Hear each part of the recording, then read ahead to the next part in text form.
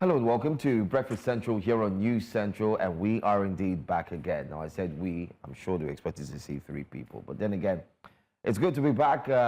It's kind of like a football game where, you know, the substitute, someone comes in, someone goes out.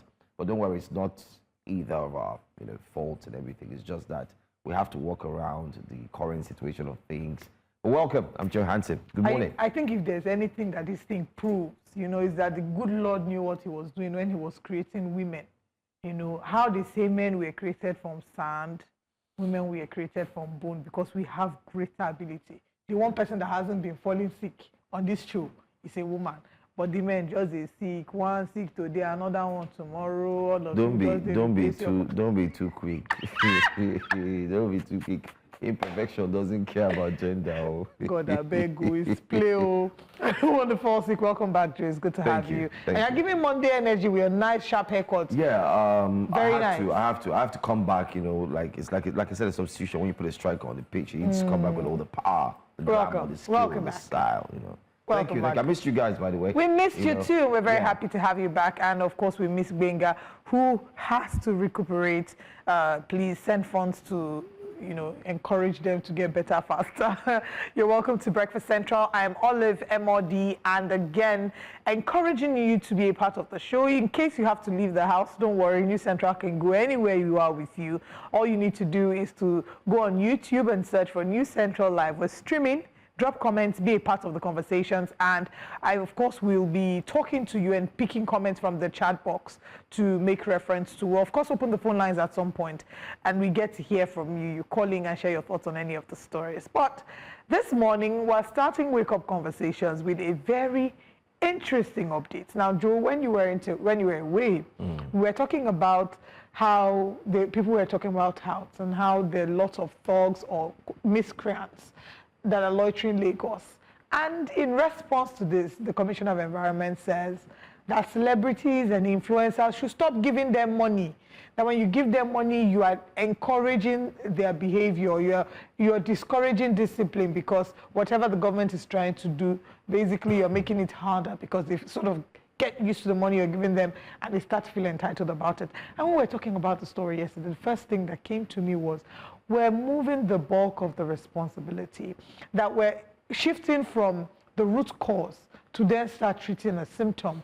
And who is responsible for that? The reason we have lots of these miscreants, as they'll be referred to, on the road is because there's a high level of poverty. Whether we like it or not, Nigeria is grasping with poverty, unemployment, a large scale of youth unemployment, and when they have nothing to do, they will resort to the street. And if you say we shouldn't give them money, a number of people, one of the tweets was saying, people are not giving them this money because they are kind or benevolent, but that they are giving them the money because they are afraid for their lives and they don't want these miscreants to take laws into their hands. Why did I bring this story up? There's a problem. How do we fix the problem? Let's go directly to the way to fix the problem and not start looking for irrelevant things that may not necessarily convert into solving this challenge. Some weeks back, 2 weeks back, the president did make a very strong announcement. And the announcement was the complete reform and change of the National Broadcast Service, which happens to be the NTA. And that reform had to see the president, through his aide, the SSA, Bayo Nanuga and other channels, put out a communique stating clearly that the then DG of the NTA has been replaced by another, and then there were some changes equally made in different parts of the National Broadcasting Network, different states, different departments, and so on. And this was indeed it was received with mixed reactions. And I'll say mixed because on one hand, everyone celebrated. Now, one person who was rumored to become the DG of NTA is the man you see there on the screen to your left, which happens to be Mr. Rotimi Pedro. Now, just to clarify things, I have worked closely with Mr. Rotimi Pedro, I think for about 2 years or so, during my stay at the television broadcasts partners. He was of course the owner of OSMI, and he did churn out very good content from providing the football to the local TV stations to going as providing content such as Nigeria's Got Talent, Nigerian Idols, and so on. He always reforms, he's a transformer. And we saw him do all of that. So when I saw that information online, and I said, okay, this, we do know his pedigree, and he's very solid. I must mention here on TV, he's very solid. I was like, okay, this pretty much looks like a very good appointment, and we're hoping to see him because he's very, I'd say, very thoughtful, very quick on his feet, and very creative. So we're expecting to see changes that would have come. But just yesterday, the presidency rescinded on that decision and said the changes no longer took place. So this is it. President Tinubu recalls DG of NTA, ED News sets aside fresh appointments. President Bola Tinubu has directed the recall of Mr. Salihu Abdullahi Dembos, the Director General of the Nigerian Television Authority, who briefly vacated the post following some... Wait, which one is briefly vacated? Wait. What is briefly vacated? Wait, we're coming. We will break it down. Who briefly, please take note of these statements, vacated the post following some management changes in the agency. Dembos was appointed DG of the TV network by President Tinubu in October 2023. He will now return to complete his 3-year tenure. The president similarly directed the recall of Mr. Ayo Adewuyi, the Executive Director of News, to complete his 3-year tenure, which ends in 2027. Adewuyi was appointed by President Tinubu in 2024. The new directive effectively reversed the previously announced appointments of Director General, Executive Director of News, Executive Director of Marketing, Managing Director of NTA Enterprises, signed by Onanuga. Now, my point is this. This is not the first time we're seeing the presidency make quick statements and then take it back. Wasn't there a clear thought before they decided to do the needful? Obviously not. There wasn't a clear thought. It wasn't thought through. Because now... And something had happened behind the scenes that we're not aware. Interestingly, Premium Times reported that the Minister of Information, Mohammed Idris, who is behind, he's in charge of overseeing the NTA, that he was not aware of these appointments that were made by the president and found out about it in the media like everyone else. Oh, wow. And that when he found out about it, he sought, audience with the president. In the report, the Premium Times had said that it even embarrassed Mr. Dembos because he was on a 3-day summit with some of the leaders in Enugu, so that he then had a meeting with the president, and then after having the inside with the president, then they reviewed everything, and then the president reinstated Mr. Salihu. So the question is, again, it sort of reflects the brash manner and approach in which a number of things are done here. Brash in the sense that before any change is made, what is imperative is that adequate information is being gathered. If you think if someone's tenure isn't over, you can't kick them out. I don't know what it is. But if it's an issue of tenure, you will speak with the minister in charge before you come to a decision. Because the truth is, it's not just 2 people or 3 people that are affected here. It's a chain reaction. There were people who maybe had to quit their jobs to accept this new appointment. They've done send forth party for them in their former organizations. Maybe they've even done hiring to review and employ. Celebration had already started in this case. People were celebrating. I know I received a phone call and somebody was telling me, oh, have you heard the former boss? I'm like, oh, okay, that's good. So celebrations had already started. People have made key critical decisions that are largely dependent on this appointment. So what then happens to, Stella Dean? What then happens to Mr. Femi Pedro? Rotimi Pedro, thank you. What happens to the both of them? They made concrete plans with their lives. They had other things they were doing. But when the presidency gives you an assignment of such magnitude, you accept with grace and you step into the position to revolutionize it as best as you can. Only to then be told, sorry, it was a mistake. Come and be going. I'm not going. We'll have 2 MDs. We're going to have 2 MDs and 2 CEOs. I go nowhere. We run this boat together. But then again, I'm hoping that this is also a wake-up call. NTA should be the foremost station that a number of us should look up to. We watched NTA growing up. Yeah. There are so many things that we're hoping to see changes there. It needs to be digitalized. it needs to, keep up with the times. There's a lot of changes. There are lots of changes happening, even in social media space. They need to start to see things with fresher eyes, have younger people brought into the system. It has so much potential. And it being our official national television station, we look forward to seeing many things. I mean, the people who started their careers there and were able to thrive and set the groundwork for a number of us who are now in media to follow through. What we don't want is to now catch up and see that there hasn't been as much growth. So we look forward to seeing the growth, the improvement, revolutionizing and digitization of the NTA as best as possible. Well, for me here, I think it's just a clarion call to the presidency that before making very strong statements or appointments, I think it needs to undergo what is called a very critical overview in terms of ensuring that you have dotted the I's, crossed the T's properly. It didn't show that that was done in this case. It showed that there was a quick appointment. And like we've always said, we don't know if there's any joy in making announcements very quickly. Yes. Because remember the Dubai incidents. Remember the Dubai incidents. Yes, I mean, with Ajurin Gelale. The former Ajurin Gelale. And the announcement was, oh, fine, Nigerians can now go to the... And everybody was celebrating. Good enough, I think, in our newsroom here at News Central, of course, some of the news editors said, please hold on, guys.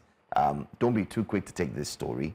Let's ensure that we have it. And in the normal News Central tradition, I think some of us had links to people in Dubai, and they tried to reach out to them and say, come, is there any story like this in your own media space and so on? And it was like they say in French, comme ci, comme ça. It was not too certain. It wasn't too clear until Dubai itself finally came out with their own statement and said, we don't know where you saw that statement to. And then in the line of ensuring that this information could have clearly been highlighted as an error, we also got another information that, oh, yeah, but you can still go, but you have to deposit or pay, rather, you have to pay, is it 600,000 naira or something to get the visa, but it's not a guarantee that you get it. And so, I know, it's even worse. And everybody was like, why the too much information left, right, and center, and still we don't have a clarity as to what it is? That's just one of it. There are many instances. Remember, there was also during Buhari's time, they had appointed somebody who was even dead. And they said, okay, this person is appointed. This guy is not alive. He's gone. And then you have instances where, oh, we're making social appointment. Oh, we're doing this. We've done this. And so I think one of the issues we had then was that we highlighted it here. There needs to be a streamline of communication, which is what we've partly seen here. We've seen the SSA Bayo Onunuga take charge. But then again, before we had seen a jury drop a statement, Bayo Onunuga will drop a statement, someone else will drop a statement. Now it's simply just one channel. Not fair. Well, fair enough. However, I think in terms of ensuring that before these statements are made, every single thing is looked at carefully is what we didn't see here. But it's quite sad that, like you've rightly highlighted, I also thought about that somebody is ready, happy, congratulations, phone calls are coming in, oh, I'm so happy for you, you deserve it, and then all of a sudden, wait. But let's hope that let's see, if the tenure ends, I think it's 2027, if I'm right, according to that tweet. Let's see, maybe if the tenure ends, the reappointment will happen. Maybe. Again, I hope that this also highlights to us the importance of having institutional frameworks that should be followed to the letter. If there is a minister in charge of that agency, then the minister should be consulted before any such announcements are being made, and it should not be made a surprise.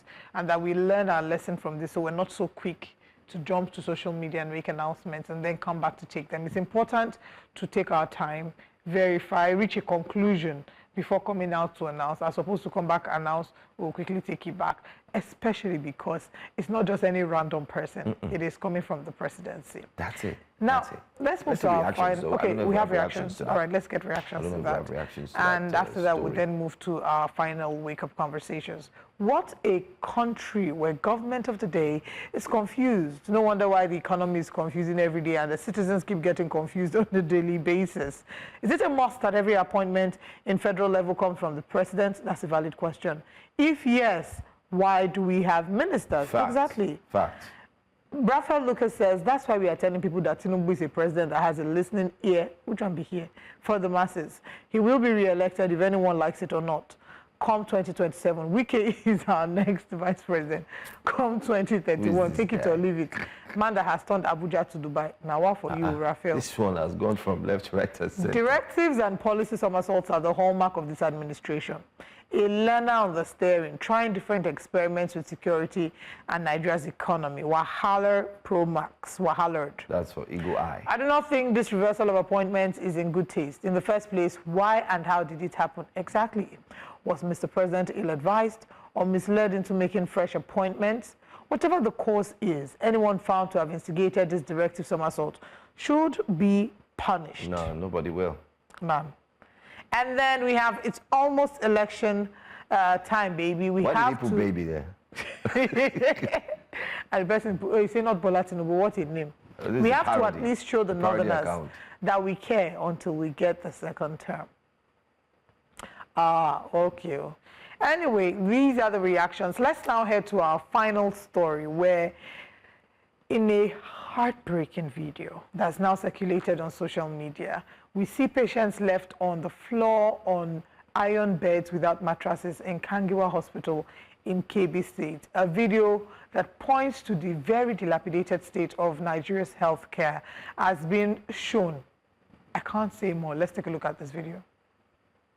Ake na asibiti bin haushi abin takeici irin yadda ake cewa ana ware mabudan kudade da sunan taimaka ma sha'anin kiwon lafiya. Kalli yanda majiyaci yake kwanci a gadon asibiti, babu zane, babu katifa, babu fulo. Wannan abun haushi na. Inna lillahi wa inna ilaihi raji'un. Wallahi shugaban.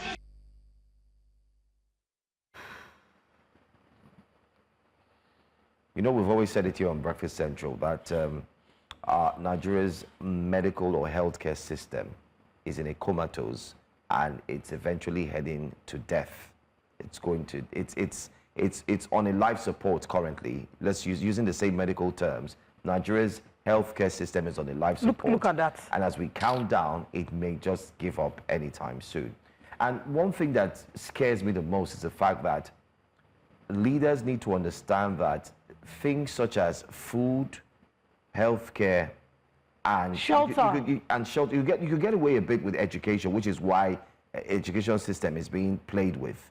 But you see food, you see medical or healthcare, it is one of the most critically, or I'll put it as a critical.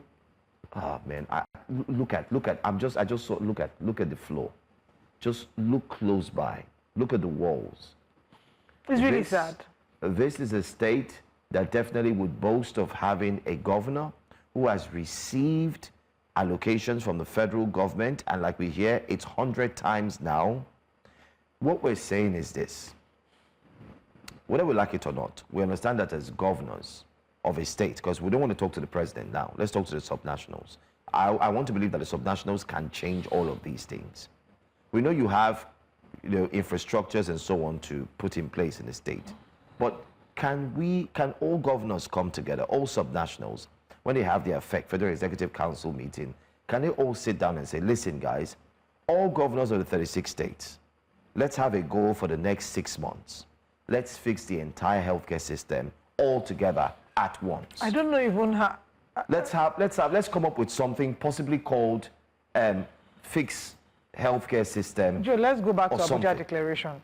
In the year 2001, African leaders came together and they pledged to contribute 15% of the budget, of their national budget, to health. And that the reason they were doing this was to revamp the healthcare sector. We barely do 4 to 5% of our budget to healthcare. So let's even go and try to fulfill Abuja Declaration. You know, this video unfortunately reflects the state of Nigeria's healthcare in not just Kebbi State, in many states in Nigeria. And a poor reality is that the rich are able to afford medical trips abroad. Yeah. We've seen it from the top, from the president. It's in Nigeria that Nigeria's presidents, Senate president, go abroad for every governors, slight medical treatment. senators. I saw a report by the Business Day that said that in, I think 2020, was it 2023 or 2025, that Nigeria spends $1 billion on medical tourism. 1 billion, not naira, $1 billion on medical tourism. So we're losing so much money abroad because people are going abroad for healthcare, from as little as basic healthcare to the really grand situations. And that's not all. We've lost a number of medical personnel, and we're still losing them. We just lost one recently, a young lad. Yeah, we're losing Dr. Femi, I think it's Dr. Femi Rutiwa. I would double check. Yeah, he just died a few days ago. Yes. He said he was overworked and all on the job.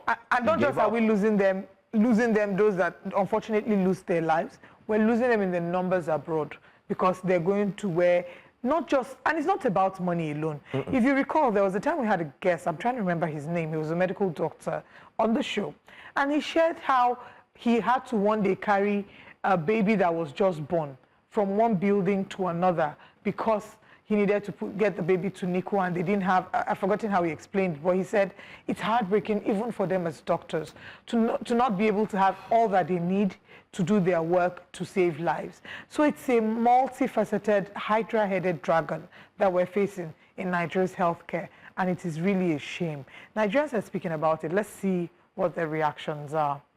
And our first reaction is from Chris Fola, who says, lived in the north for more than a decade. This one is better. I've seen patients sleeping on cartons. Their governors only build mosques and roundabouts. Guess what? The citizens are content. Every suffering they are passing through is God's will to them. It's terrible. Kebbi governor is doing the Lord's work, sending enough on pilgrimage, and that's what counts.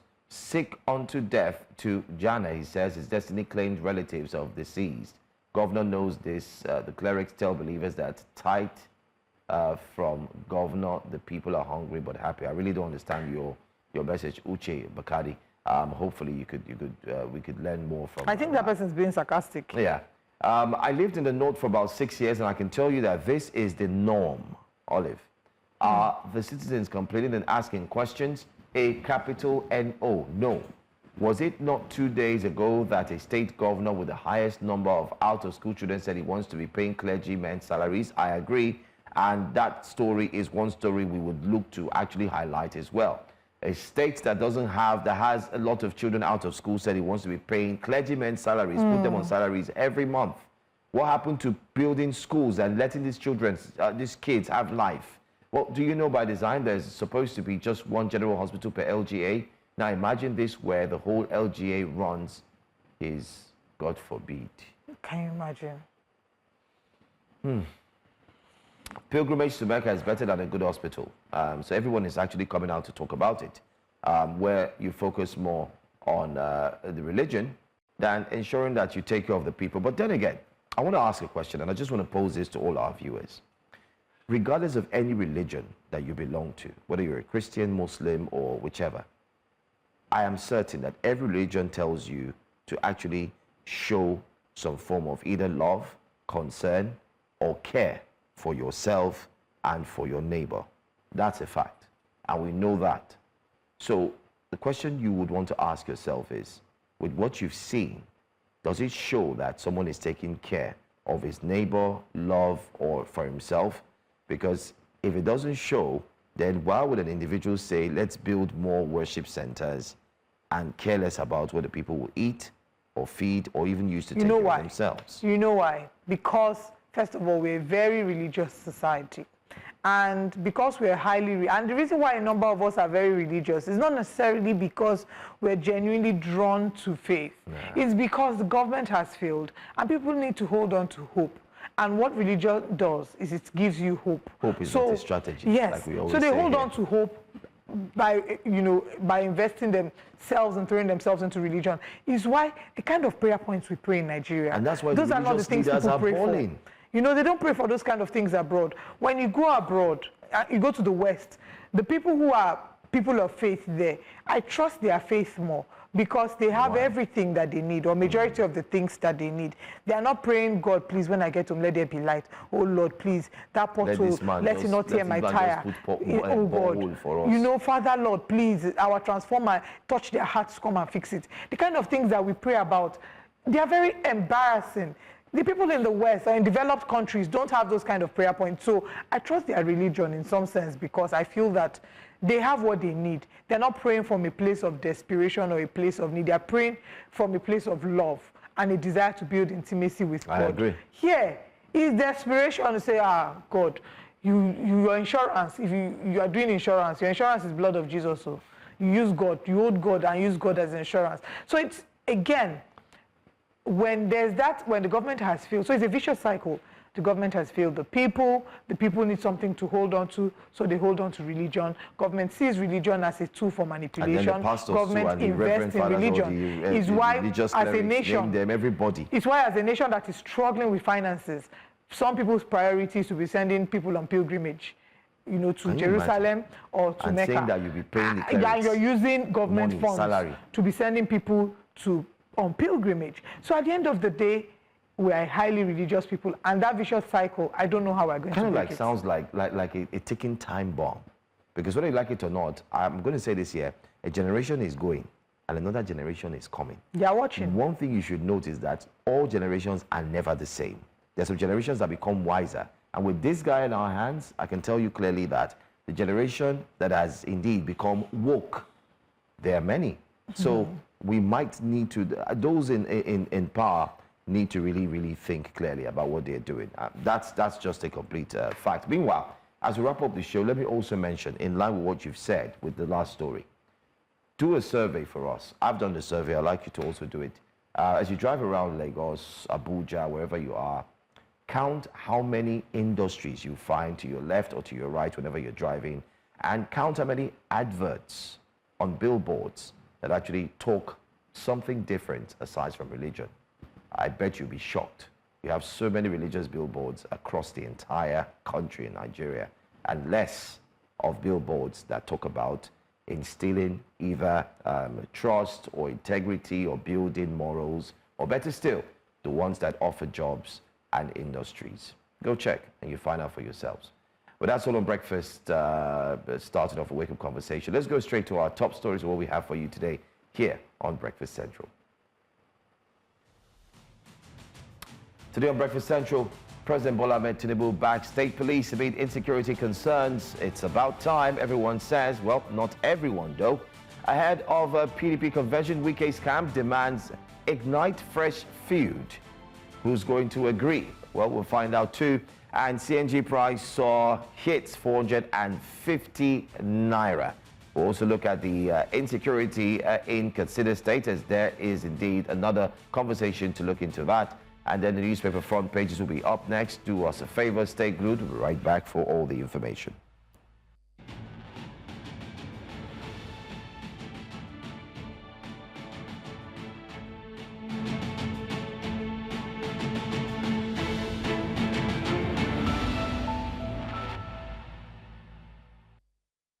Nigeria's opposition party, the People's Democratic Party, PDP, is gearing up for its national convention in November, but not without turbulence. A bloc within the party loyal to Minister of the FCT, Nyesom Wike, is laying down demands, and they're not mincing words at all. From zoning battles to court-backed congresses, they say failure to comply will render the convention invalid. The members, operating under the platform of eminent leaders and concerned stakeholders of the PDP, met in Abuja on Monday night and released their demands in a communique read by former Benue State Governor Samuel Ortom on Tuesday. What exactly are these demands, you may wonder? And what do they mean for the future of the PDP? Well, let's break it down. Retention of the 2021 zoning formula. That's number one. National chairmanship must remain in the North Central. No micro-zoning within the North, rejecting any shift to Northeast or Northwest. Fresh congresses in Ebonyi and Anambra, in line with court rulings. Recognition of South-South Congress held in Calabar, backed by judicial validation. Immediate conduct of Ekiti local government congresses. Anyway, According to them, non-compliance with the demands will invalidate the convention and disenfranchise members. Well, joining us for today's discussion is a former special advisor to one whose name has been making the rounds as returning to the PDP. Well, we're talking about the former president of the Federal Republic of Nigeria, President Goodluck Ebele Jonathan. And also, let's also mention that our guest is a member of the PDP as well. We have Comrade Jude Imagwe, who joins us this morning. I'm sure you did hear about the information that was passed from the new bloc, or let's call them a team, or a bloc rather, of the PDP, who have said, if you do not follow these demands, then whatever you're going to do is invalid. What's your take on that? Let's start off with that first. Yeah, good morning. Good morning, Nigerians. And thank you again for having me. Yeah, at the first instance, I will be quick to state that I think by now the PDP, they are attempting to make progress. But if you attempt to make progress in error, you will deepen the crisis than it was ab initio. My usual thinking about all this is, if a man is always involved in multiple crises, people will ask, what is the problem? What is the problem? But if there is consistency in that problem, the next question people ask is, what is your problem? And I think we have gotten to the stage now where we ask the leaders of the party, the presumed leaders of the party, what their problems are, what is truly their problem. Yeah, there is an outcome of a meeting that had prepared for November convention at the level of Oyo State. But there is usually crisis when there is breach of trust, breach of agreement. And one thing I find very irritating is when a man ventures into pursuing peace, and his pursuance of peace is not self-serving. His pursuance of peace is not for the generality of the people. If his pursuance of peace is the one that has to do with selfishness, that has to do with him or herself or a group of people benefiting from that peace, then I do not call that peace an holistic peace. And such peace do not actually translate into peace. It breaks a cold war to a deepened, full-blown war. That is where we have found ourselves. Some of the positions that you have raised are true, and some too, I still feel that in every organization, people must have the leverage of compromising and making adjustments without being very rigid and firm. And that is where I hold two sides accountable for the problems of the party. The first is the fact that the resolution reached at the level of the NEC was that status quo should be maintained. When they say status quo should be maintained, is that in the party structure, what is in the South should remain in the South, and what is in the North should remain in the North. So it was broken into just two regions, the North and the South. And in the South, as it is just now, we have the senior deputy vice president, chairman of the party in the Southwest. Also, we have the national publicity secretary in the Southwest. Then we have the national secretary of the party in the Southeast. But there is this fear that after the NEC, from speculation, another meeting was organized, convened at the level of Lagos or somewhere in Southwest, where it is now being tinted with a micro-zoning pattern that there is an attempted switch of the office of the secretary of the party and the office of the publicity secretary of the party. So the current national secretary of the party is Samuel Anyanwu, Senator Samuel Anyanwu. And the Southeasterners feel that the secretary should still remain in that zone. That is one of the crises that is brewing. The second is there are conditions that have also been given that it is expedient that they go back, and states where we have crisis of congresses. If you are going into a convention by November, and as we are today, September, the Southeast is not properly constituted by an act of law, a verdict of the court, and also by what the NWC had suggested. They don't have a zonal structure in the Southeast. It means if you go for convention by November without conducting that arm of the party structure in the zonal level, that zone will not be represented. They have states like Anambra and I think about one other state that is mentioned that has similar problem of congresses. Southeast naturally are crying for being victimized as regard by state structure. They have only 5 states as against every other geopolitical zone that has a minimum of 6. I think some have 8, 7, and 8. Now they have 5. Now, first, that same zone that has 5 is first going into a convention without a zonal structure 1. They will now be going into a convention without 2 states being properly constituted. Come on, why the hurry? Why the rush? And if you must go to equity, you must go to equity with clean hands. So I feel that if our leaders are serious, they should be serious to the extent at which they will tell themselves the bitter truth. How do we move this party forward from where we are today to the next place where the Nigerian people should see us as a serious opposition party? The second leg, therefore, should be that if we are moving this process, there is no need to have personal benefit attached to the change that you are pushing. Let it be a honest one. Let it be one that will be driven on principle. Let it be one that will be carrying the spirit of the founders of the Father. What was the spirit that was carried by the founders of the Father? One party, which is the People's Democratic Party. And so if those spirits and the truth and the letter in it are not correct, I still feel that what is cooking in the party, if it's not urgently addressed, is worse than the man that is in the gym doing press up preparing for a war. Wow, so many issues have been highlighted that you've talked about. You've laid the foundation of what the issues are. I want to go back again to the issue of Samuel Anyanwu being the National Secretary of the party and you stating that the Southeast still wants it to remain as that. I just want some clarification. Is it the Southeast that wants that? Or is it a certain fraction or within the People's Democratic Party that wants that? Let me give you a very clear answer, but before I give you a clear answer to that, the issue that actually led us to Samuel Anyanwu being a secretary is usually uncalled for. I stated it right from beginning when we started this secretary issue, this brouhaha around the secretary. I said, I do not see where it suggests that it is easier for you to remove a democratically elected in place of a regional suggestion. It's going to actually deepen the crisis.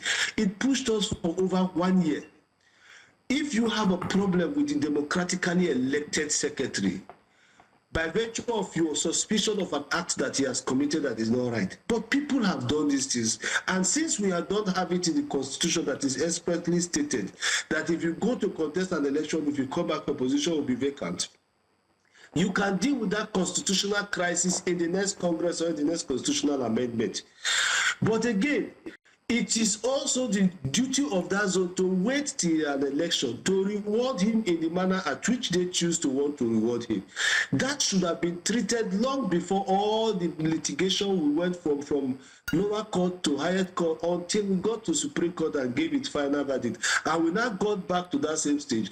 This same man that feels he has been abandoned by some degree of persons in the NWC, this same man that feels that he has been denied and he has been disrespected by some persons, the party has now gone back to him as the national secretary. These are things that should have been avoided. Then on the last leg of it, for what you said, it was resolved in principle and in the word. And when the law says maintain status quo, it means everything that is where they are should remain where they are. Nothing should change. And when nothing is changed, it means that the position given to South was actually returned back to South. You don't hear these conversations in the North. The positions given to North remained in the North. Now, when it means that the positions given in the North should remain in the North, if you hear in one of their resolutions is that the national chairman should go back to North Central because the national chairman, as it was before 2023, was in North Central. Now, those given to the South, the Southwest, Southeast, currently occupies the office of the National Secretary, while the Southwest currently occupies the position of the National Publicity Secretary. But now there is this fear that Probably because there's already an accusation, an indication, and a suggestion that is already in public domain that the governor of Oyo State is juggling up to become the presidential candidate of the PDP. We are still hoping to see how that will be. So you don't support that? Of that? Should that be the case? You don't support that? You said? Should that be the case? You're not in support of that? My darling, I'm a very principled person. There are certain persons. Remember, there was a time I appeared on your stage and I said there are certain persons that can no longer be on the same political airspace with me. I still maintain that. I do not know who will be presidential candidate of the party, but there are certain persons I feel and I know, it's my own personal opinion. If they are presidential candidate of the party is just like one party that is attempting to run from Edo to Lagos.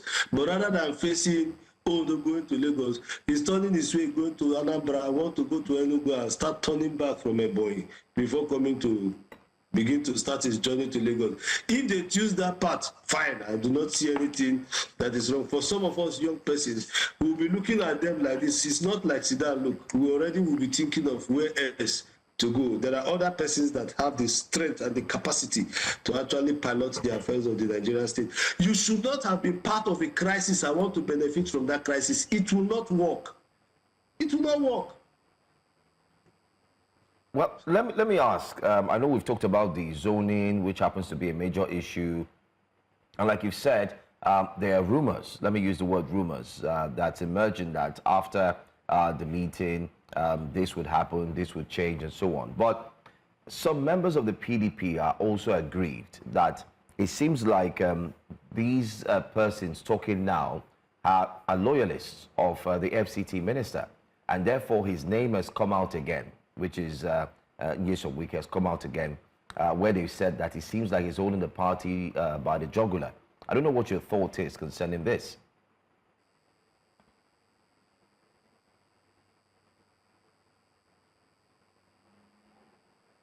Hello, sorry, are you still up? Yeah, Mr. Magwe, I'm saying that some people are worried too, just as you are worried. Some people in the PDP are equally worried, and they're saying that it seems that those who are talking are just loyalists of the FCT minister, who happens to be Nyesom Wike, and then they're worried that why is he holding them or holding the party? Can't he just, let things be? Everything must not go his way, because it seems like every single statement or communique or the demands that are being said or meant or stated needs to go his way. Already he's got the chairman. He's also got, of course, the secretary, just like you mentioned, who they say are very close allies to him. And now it's like the demands are becoming way too much. I don't know what your thoughts are, especially looking at the fact that these ones are termed loyalists. If you remember, I mentioned that in an agreement of this nature, everybody must make compromise. And I feel now, going to the part of the Honorable Minister of FCT, the former governor of Rivers State, I feel we have gotten to the stage where he too will now look at the future of the party first as a front runner. What does he think about the party? What is he looking at in the party, and what is his intention towards the party? That is what he too, as an individual, should begin to think and look at. It's a party that he has invested so much on. You don't deny that fact. It's a party where people have been presidential candidates. After elections, they abandoned the party and left the party for sabbatical. He stood back, build the party, finance the party. These are part of the crisis that have actually led us to where we are. Where other governors will be seated, there are other one governor decide the financing of the party because they are selfish. They see that they allow one governor take every responsibility, with due respect to every other governor in the party, and with credit to Governor Wike, which also I will say that at where we are, the Honorable Minister, where we are, he should also sit back and look at what he has built, and whether he wants to sit and watch all these things crumble, disintegrated, disseminated before him. Why I said so is the fact that I cannot remember when Governor Wike was a governor, the honorable minister was a governor. There was any state in Nigeria that had an opposition without a PDP governor that was running one election, one congress, or one thing that the then governor of Rivers State, as an active member of the party then, did not do everything to support that state. Where were his other colleagues, governor? These are how they gave the party to him. And now you woke up and you just want to take things. If we must move forward, see, my brother and my dear sister, if you want to put an end to somebody's hold on a party, you don't create openings for where such conversations can come in.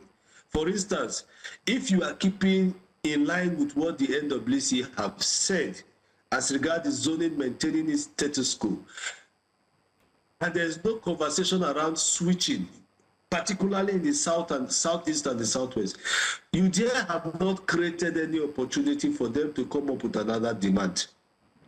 The second thing is, if the party have said that go and conduct these congresses in XYZ zone and states, and you are hurriedly doing that, you also have not created anything for fear. The only thing that makes an agreement difficult to be executed is when we have agreed to do something and there is a perceived knowledge that what you intend to do is different from what we have actually agreed. All you only want is to drag me to that table of conversation so that my picture will be demonstrated that I was seated there, or again, there will be a resemblance of saying that he was there, why didn't he object to it? We should run away from all these things. If we can't run away from it, then let us pretend as if nothing is happening and continue to deceive ourselves, because we are not deceiving Nigerians. Nigerians already know, as it is just now, that the PDP has refused to organize themselves. Nigerians already know, as we are just now, that there is a strong contention now. Yesterday, it was Atiku, but you see, unfortunately, the fight has now gone internal. There was a yesterday where Governor Wike, the Minister of FCT, and the Oyo State Governor, alongside with the Governor of Bauchi, were the same allies. Yeah, G5. They were deciding what was happening, all as against, whatever nomenclature they had termed it. Because it was not, why they put the G5, because it was just a combination of major 5 governors. There were former governors that were part of them, serving senators then, former senators, senior party members, including members of BOT. Those were people that were part of them. That was the life support they had. They had an energy, an oxygen that was flowing in between them. But now, we don't agree as enter their camp. We don't agree because now people amongst each other are now having their own ambition. It is not against any person's right to have his ambition, but it becomes unethical if it means that what you had pursued yesterday was the purpose of getting to where you are today, so you will take an advantage of it to pursue your ambition. Then it is not ethical. It is not ethical. It is not by any way to be encouraged by anybody, and it is not something that should be rewarded for anywhere of a pat on the back, not at all. They have to, as a matter of urgency, the party has to sit down. If we are convinced by the decision we have reached in NEC to say that the status quo maintain itself, they should go and maintain it the way it is to give peace a chance. The second leg of it, the NWC has zoned it the way the G5, led by the Honorable Minister, then the former governor of Rivers State, was that they wanted the presidency in the South. Not the presidency has been sent to the South. So let everybody in the South that is interested go and juggle for it. They've also said that the national chairman should return to the North Central. That is part of the agitation that was given before that. So I feel now that on the part of the other side, which is led by the national chairman, so for point of clarity, the national chairman is not one of those that they said, he was not in the meeting that they had. It was the national secretary that was in the meeting. So led by the national chairman, should go sit down and say, okay, all these things we have agreed, we should keep them. Then the part led that has alleged that those that have sat are loyal to the Honorable Minister of FCT.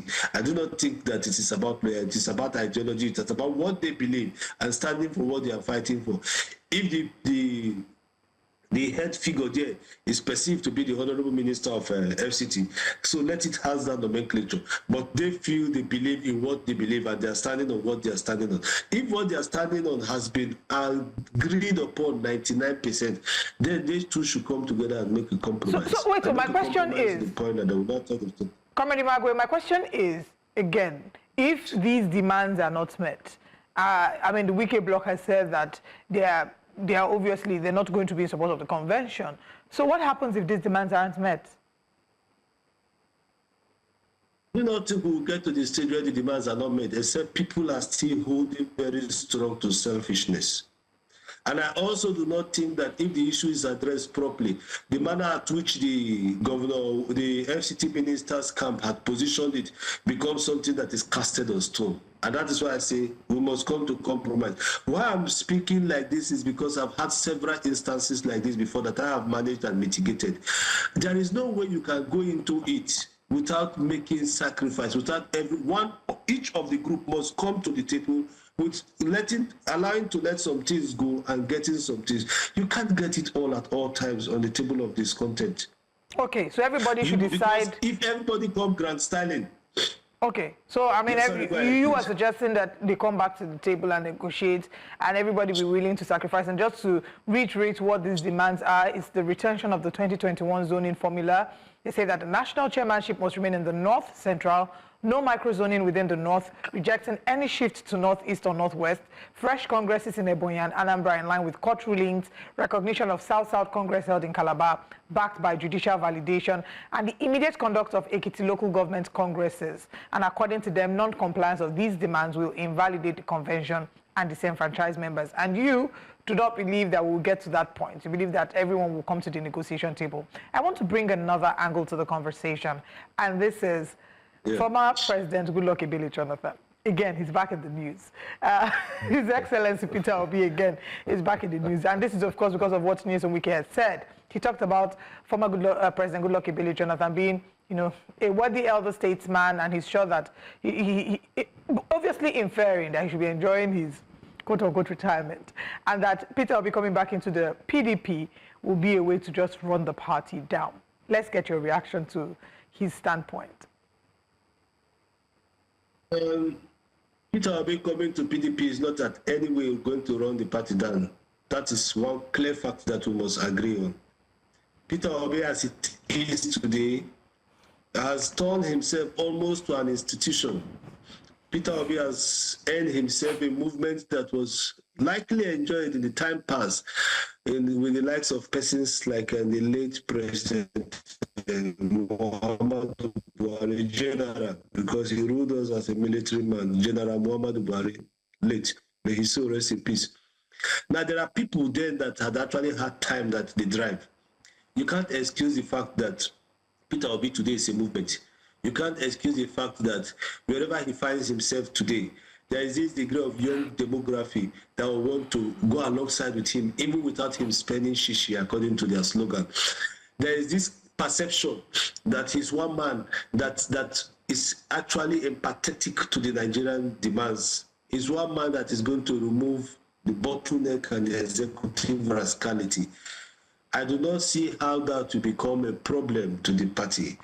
If people respond that he's going to become a problem, when time comes, if he eventually becomes the party's flag bearer, let's see how that unbottle itself. The second leg of it is, yes, President Jonathan has been in the front line and people, a whole lot of conversations are around it. I find it very comfortable because it has also sent another signal to the side of the incumbent government that people are now having conversation. I posted something some days ago.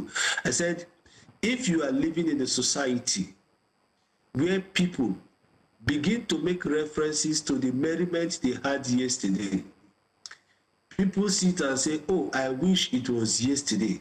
Oh, I wish it was yesterday. Oh, I should have gone back to yesterday. Take me back to yesterday. Those that are managing the affairs of today should therefore urgently understand that people no longer see them as people that have a vision to drive them to where they want to get to. So they must wake up. They should also understand that people have lost confidence in their leadership. In that regards, so they should wake up. They should also urgently realize that a whole lot of things is wrong around them. Because for a man to desire yesterday over and above today, today is not correct. So these are the kind of the beauty that the presence of President Goodluck Jonathan, my boss, for the people who are in Edo today for Chief Miles Ogiadome's 70th birthday. So these are the conversations that it has actually started generating. Whether there are pressures for President Goodluck Jonathan to contest an election, yes, there are. Whether a whole lot of people are approaching him outside the People's Democratic Party, yes, they are. Whether institutions, people of strong presence in Nigerian politics, both in the retired and serving, yes, these pressures are there. But my dear, I am not running an election for the office of the president in 2027 as it is now, except something changes tomorrow. But I do not see how that thing will change. But so the person that has the power to make the final decision is if he is going to yield to the pressure of people and contest an election, it is his decision to make. It is not mine to make for him. It's a father to make. Mine is to advise. If he says, okay, no, I have done what I have done, I want to continue to maintain my status as an elder statesman, as a global peace ambassador, as a man that believes that democracy has to be deepened, not only being on the ballot, but from my foundation, those are his decisions to make. And when he makes any of these decisions, be rest assured that the public will be informed, and some of us will still come to state the reasons why he has arrived at the decision he has taken. So will you advise him? Because you just said if you were to advise, would you advise the former president to run again? And would you be willing to also step into that shoes once again? Because his wife has said that in pidgin English, wait till they go fine. God don't come out you for that, you won't go back again. So say the problem of Nigeria too much. That she don't want, I don't want to go there. So would you advise? She say it too much. Too much. She say it too much. But again, do you blame her? The problem is actually too much. Don't you see how young my boss is today? The problem is too much. See, my dear, if I want to be selfish, I will say I want him to come and contest an election. If I don't want to be selfish, I will say, sir, don't listen to some of these people again. Now, but again, at the end of the day, I'm not the only person that will speak to his ear. There are a whole lot of bigger voices that will speak to his ears.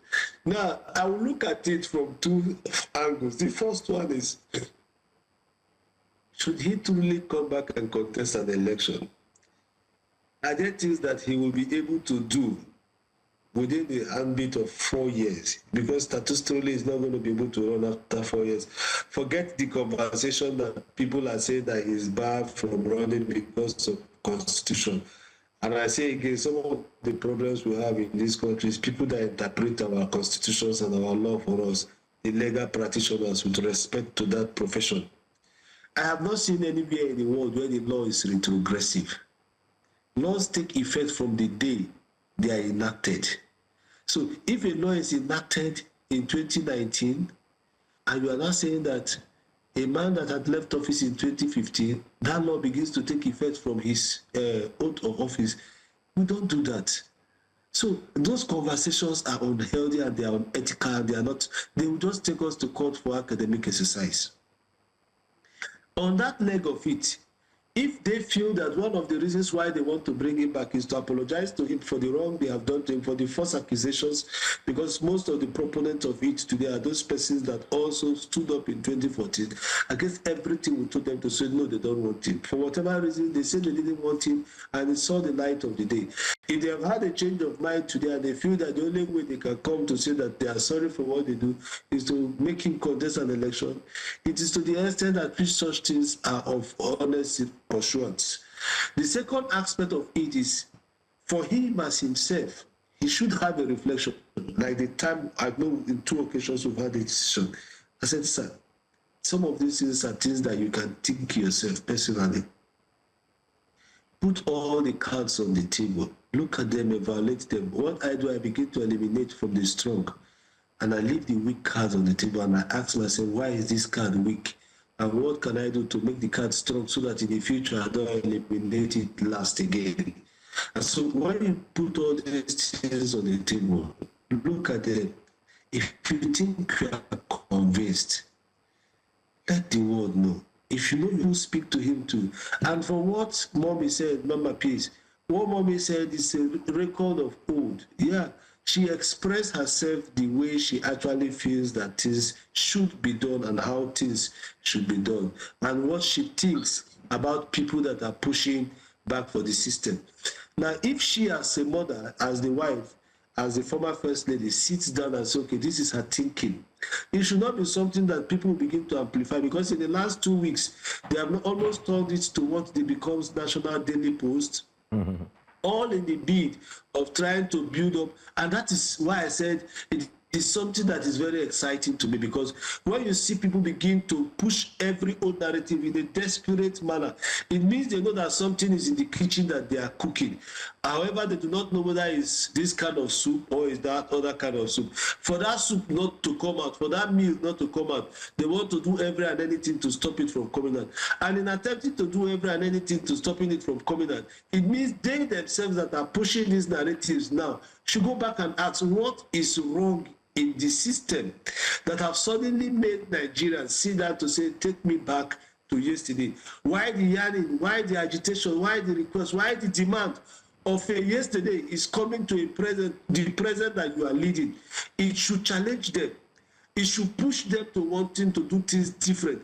It should make them realize that the system is angry, the system is bitter, the system is stressed, the system is stretched, and the system may, if not urgently addressed, the result is state that you go to the ballot, you will be disappointed. So I'll wrap this part up by saying that certain persons should not hold that arrogancy of saying that whether you like it or not, President Tinubu is going to win 2027 election. I attended several meetings. In one of the meetings that I attended in 2015, before the postponement of the election, I asked a very serious question in that meeting. I said, sir, is it that there is something you people are thinking that is different from what I am seeing in the field? Because what I am seeing in the field does not suggest that we will win this election. I said that in 2015 in one of our meetings in February. And people felt then that, no, we are the party in government, we are the party in government. A precedent has been set in this country. A party in government was removed in 2015. So that grand styling, that arrogancy of saying that, Mr. President, yes, I agree that he's the first official politician to be president of Nigeria because he's gone through all the ranks, former governor, senator, leader of a regional zone, and yes, I agree with that. But again, one man cannot be so intelligent that the entire institution of a country. Don't allow the institution to say enough is enough. And so, because if they say enough is enough, that same thing that happened in 2015 has the tendency, 100%, to happen if the Nigerian state remains the way it is. Comrade Jude Emagwe, it's been quite an extensive conversation, but the conversation is just a starting point. PDP still has a long way to go. We're counting down to the convention in November, and I'm sure with every passing day, we'll be seeing new developments in this area. Thank you so much for joining us and for honoring our invitation. Thank you for having me, and may God continue to bless you. Thank you. You as well. Very interesting conversation there. Very interesting indeed. Very. Anyway, we'll look at talking to our next guest right now. But first off, we'll look to go on a quick break. When we return, it will be a conversation that involves you. Now, this conversation is one that you should pay attention to. But first, let's tell you what's coming up next here on Breakfast Central. Coming up next on Breakfast Central, President Tinubu okays state police. He says it's about time. This would excite some and not many. Anyway. Federal government withdraws CNG subsidy. What does that mean for you? Borno community laments over abandoned federal road and many more. Stay with us.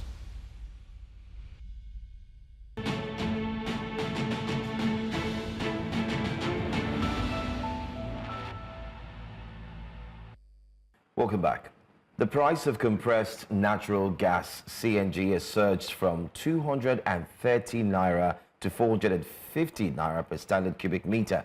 Now, that's nearly a 100% hike, following the federal government's quiet withdrawal of subsidies. Now, while the government touts CNG as the future of clean, affordable transport, drivers are stuck in kilometer-long queues paying more for a fuel they were promised would be cheaper, in short, than petrol. Trucks now pay 415 naira per liter. Commercial vehicles get a partial subsidy to 380 naira. But even that's a steep climb from what we saw earlier, where it was just 230 naira. We saw just months ago. Now, here's the kicker. Some drivers spent up to 1.5 million naira converting their vehicles to CNG. Now, they're being forced back to petrol because refilling stations are either empty or overwhelmed. So we ask, is this a policy failure or growing pains of a bold energy transition? Joining us for this discussion is a team lead, Platform Africa, Mr. Adeola Yusuf. Good morning, Mr. Adeola. Thank you very much for joining us. Good morning. Thanks so much for having me. All right. Government removed petrol subsidies in 2023. We saw the pushback on that, and then they encouraged everyone to transition to CNG. CNG was the preferred pushed alternative. Now, CNG is nearly as expensive and far less available. Was this rollout maybe thought out properly? Is this a mistake, or is this just maybe birthing pains that the CNG users are experiencing at this point? Okay, thank you so much for having me. A bit of background information to this. Nigeria is a country that is sitting on over 260 trillion standard cubic feet of gas. Nigeria has been described on many fora to be a gas haven. That means that Nigeria has more gas than oil. A lot of activities have been going on around oil, and the government is painting the picture to Nigerians that gas is the future. In fact, when subsidy was removed through the what we call the Igbo Square Declaration of Subsidy is gone by President Bola Tinubu on May 29, 2023, what we were told is that gas will take place and gas will mitigate the effect. So now this is happening to gas. And fact remains, another background is that this CNG we are talking about is different from the LPG. LPG is the one that is used for cooking our home in our various homes. But this CNG, it is one that is used, for higher scale mechanical equipment like a car, some generators, industrial generators, and all that. So this is now happening to the CNG. One thing I love about what you have just said is about policy, but this. The best way of call this is something that tremendously affects businesses, whether we like it or not. That the vehicles that are been buying this product at 290 naira before now, that will now be buying it at over 400 naira, about 450 naira, will definitely tell on the fare for the passengers that those vehicles are conveying. And big industries that are plugged in onto this before now would definitely, if there's no hide and seek about that, that is going to affect the production cost or whatever they are using that CNG to produce, and it's going to still tell on the Nigerian economy. We have to say the truth. On the side of the government, I think I call it a bold step, maybe a daring step, if you allow me to use the word. Just like the way government treated the removal of petrol subsidy. You remember that it happened at a very critical time when this government was coming on board. This one is happening, a few months to the general election. And it tells you that it's so daring. But one thing that we all need to know is that it is not going to affect everybody, because not everybody has been able to plug in onto the CNG initiative by the government. But definitely this will affect those that have plugged in already. And those that have not plugged in will think twice before plugging in into that. Because now, there's this feeling that the petrol you are running away from, we are likely to run back to that petrol. Well, let's also look at, for many Nigerians, they had looked at this as an alternative that would actually bring about succor, especially looking at the fact that the fuel prices had surged, and all of a sudden, we're starting to see the gas price or CNG also increase. Where do Nigerians go to? And isn't it worrisome that the federal government has all of a sudden just kept quiet, and like many have noticed, secretly, or you'd say surprisingly, the prices have gone up, and there seems to be no clarity as to why subsidies were removed, while we're still struggling with the one of fuel? Okay. This is one of the aspects that I think the government has not done well, in my own judgment. Other people may see government doing fantastically well, in that aspect. But the aspect that I consider government that the government can do far better is that aspect of communication. Most times, communication around policies of government, it has been lacking most times. And this one now, there's nothing wrong in government coming out clear. Remember that of petrol subsidy. It was the president that announced it publicly. Everyone at the Eagle Square that day had that. Everyone that is watching TV across the world that day had that. So having this one now, this removal of subsidy as reported, without proper communication to Nigerians, those that are already using CNG and those that are yet to use CNG, I think that aspect government needs to improve, on that.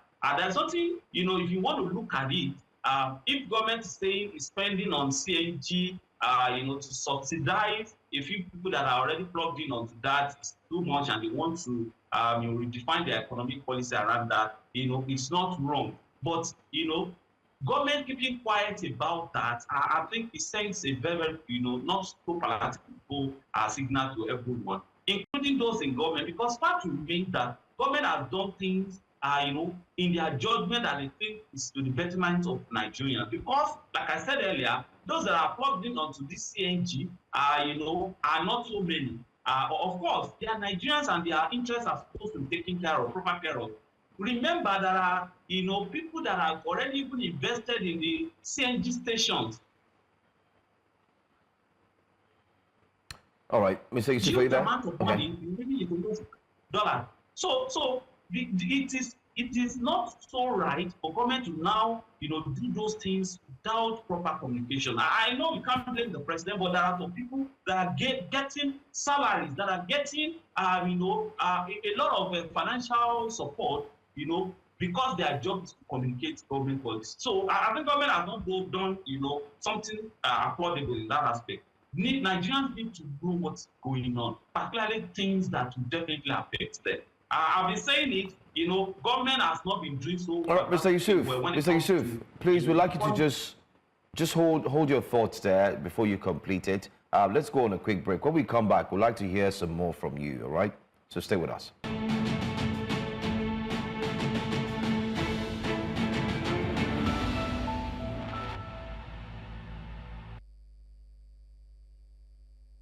Welcome back to Breakfast Central. We're still speaking about the increase in CNG price, and we have Mr. Adiola Yusuf still on the line with us. Thank you very much for staying tuned for the conversation. Now let's talk about what the projections are for CNG. You've said it's not right that the government has kept silent about this, and citizens of course are complaining because we had hoped the CNG would be a cheaper alternative. It hasn't turned out to be so. There are those who have expressed fears that sooner than later we might start to see that CNG would cost almost the same as petrol, or that there will be just a slight difference, which will not be fair. Is that a valid concern? Okay, it is a valid concern, and I will say without mincing words that what is playing out now, is a real price of CNG, because you need to balance it with that statement.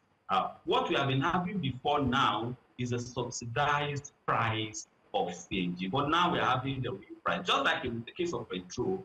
That you drive into a filling station to buy at that amount that you're buying, you are buying the international price of that product without any subsidy. So what is coming out now is for us to see the real price that CNG is being traded. But the question that a lot of people are asking is that because of the fact that Nigeria is a gas producer, like I said earlier, we are sitting on proving over 260, around that figure, trillion standard cubic feet of gas. And if you go to acreages around the Niger Delta, where oil production is taking place, you see gas, this same gas being pledged, being burned into the atmosphere. So those that are having that, concern, they have concern that is very valid. Okay, of course, Nigeria has gas.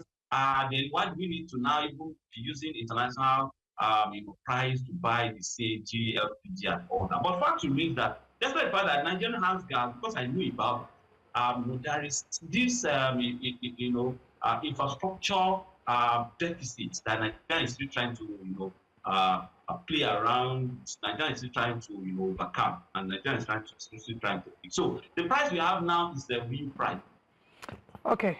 Anyway, just to clarify things as well, in a communique that's been released by the federal government has said that there's no subsidy on CNG, and they've gone ahead. In short, the president of the Compressed Natural Gas Initiative, PCNGI, has clarified that the federal government does not provide subsidies on compressed natural gas, CNG, following the recent hike in pump prices by some operators. It says that it's actually a case of, it's actually in the hands of not the federal government, but of course in the hands of the Nigerian Midstream and Downstream Petroleum Regulatory Authority, NMDPRA.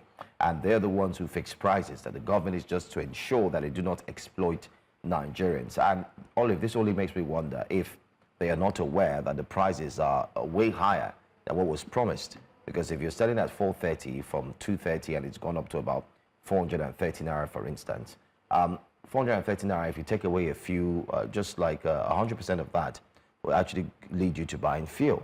And Nigerians were indeed trying to ensure that they get their gas, their cars to be CNG compatible, so that they can at least reduce the amount of gases that they buy. That it should be considerably cheaper. The 230 naira was not bad. It was fair for a few it was decent. Nigerians. It was decent. It was decent. And the only issue they had was they did not have a lot of stations. They didn't have enough stations to go around. Because like I did mention here some months ago, one of the stations we have close by in Ikeja is one you have at Agidimbi Road, Agidimbi Axis.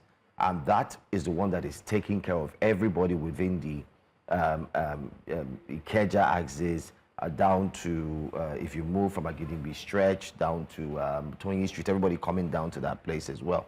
And then you wonder, how long? And now 430 naira. Anyway, Well, that's the federal government's statement. In a statement by PCNGI, they explained that pricing decisions are solely at the discretion of private sector players, while stressing that government agencies will continue to guard against exploitation of consumer. And we do hope that they can jump into this right now, because this is starting to look very, very precarious and very indeed, it's tough. But let's move away from this story. We want to thank Mr. Diola for having joined us. Unfortunately, the network situation did not allow us to end that interview on a very final note. But let's move on to another story now. And let's talk about something quite different. Now, President Bola Tinubu has signaled a decisive move in Nigeria's security strategy, as he has declared readiness to work with the National Assembly on a framework for state police that guarantees local ownership while ensuring political neutrality. The president stated this at the State House while receiving members of the Northeast Governors Forum led by Borno State Governor Babagana Zulum. State governors, notably Zamfara Dauda Lawal and Katsina Diko Rada, decried their lack of control over security agencies, saying direct authority could end banditry within months. Now, both detailed heavy investments in patrol vehicles, community guards, and logistics, despite Abuja retaining command over security operatives.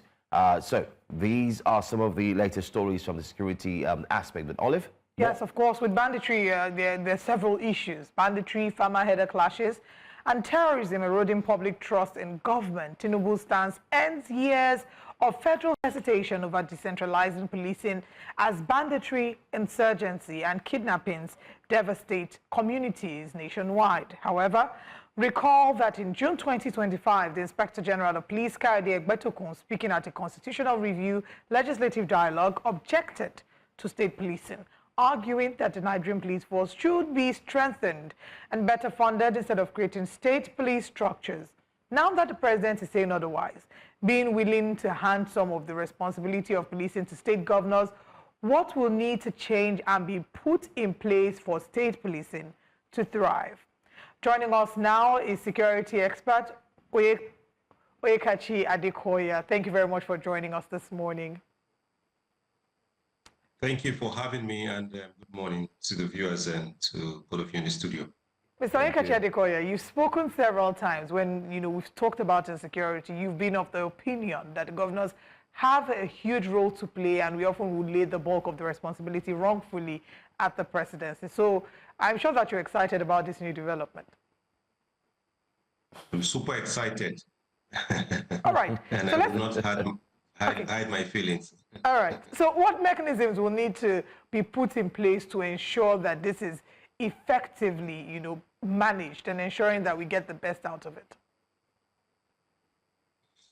Very good question, Olive.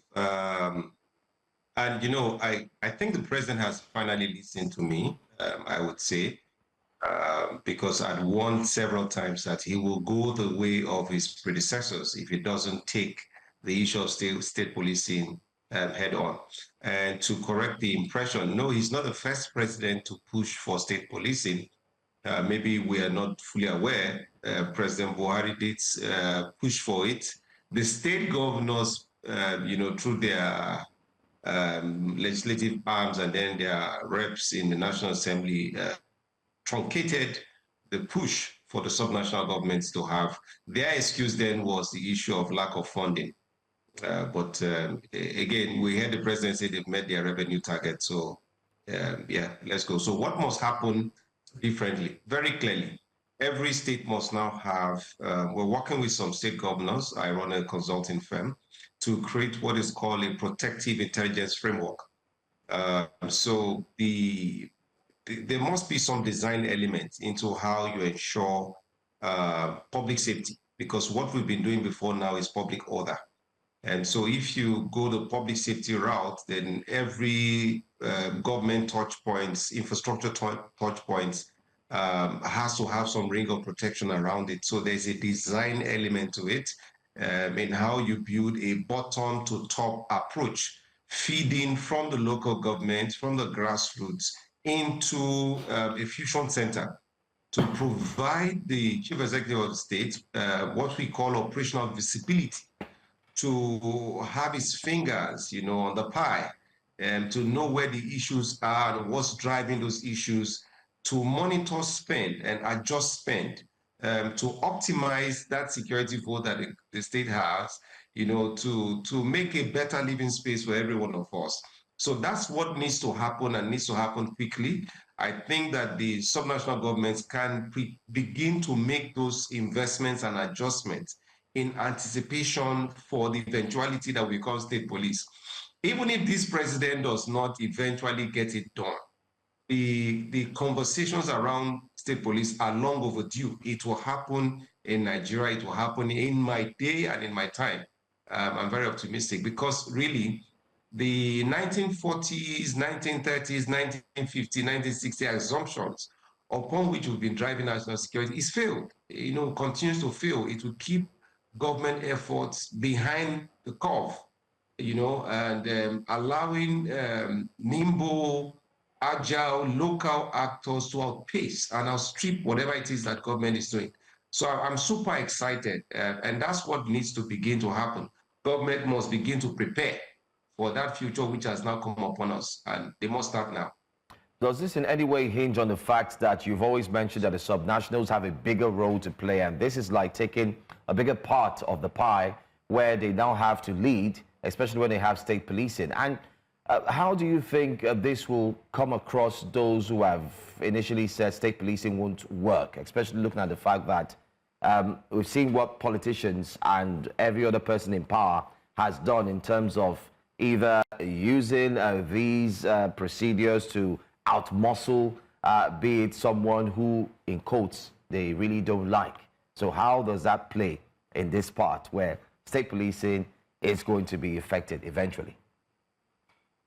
I like to be a realist. We will have problems at the initial stage. It will not be completely uhuru.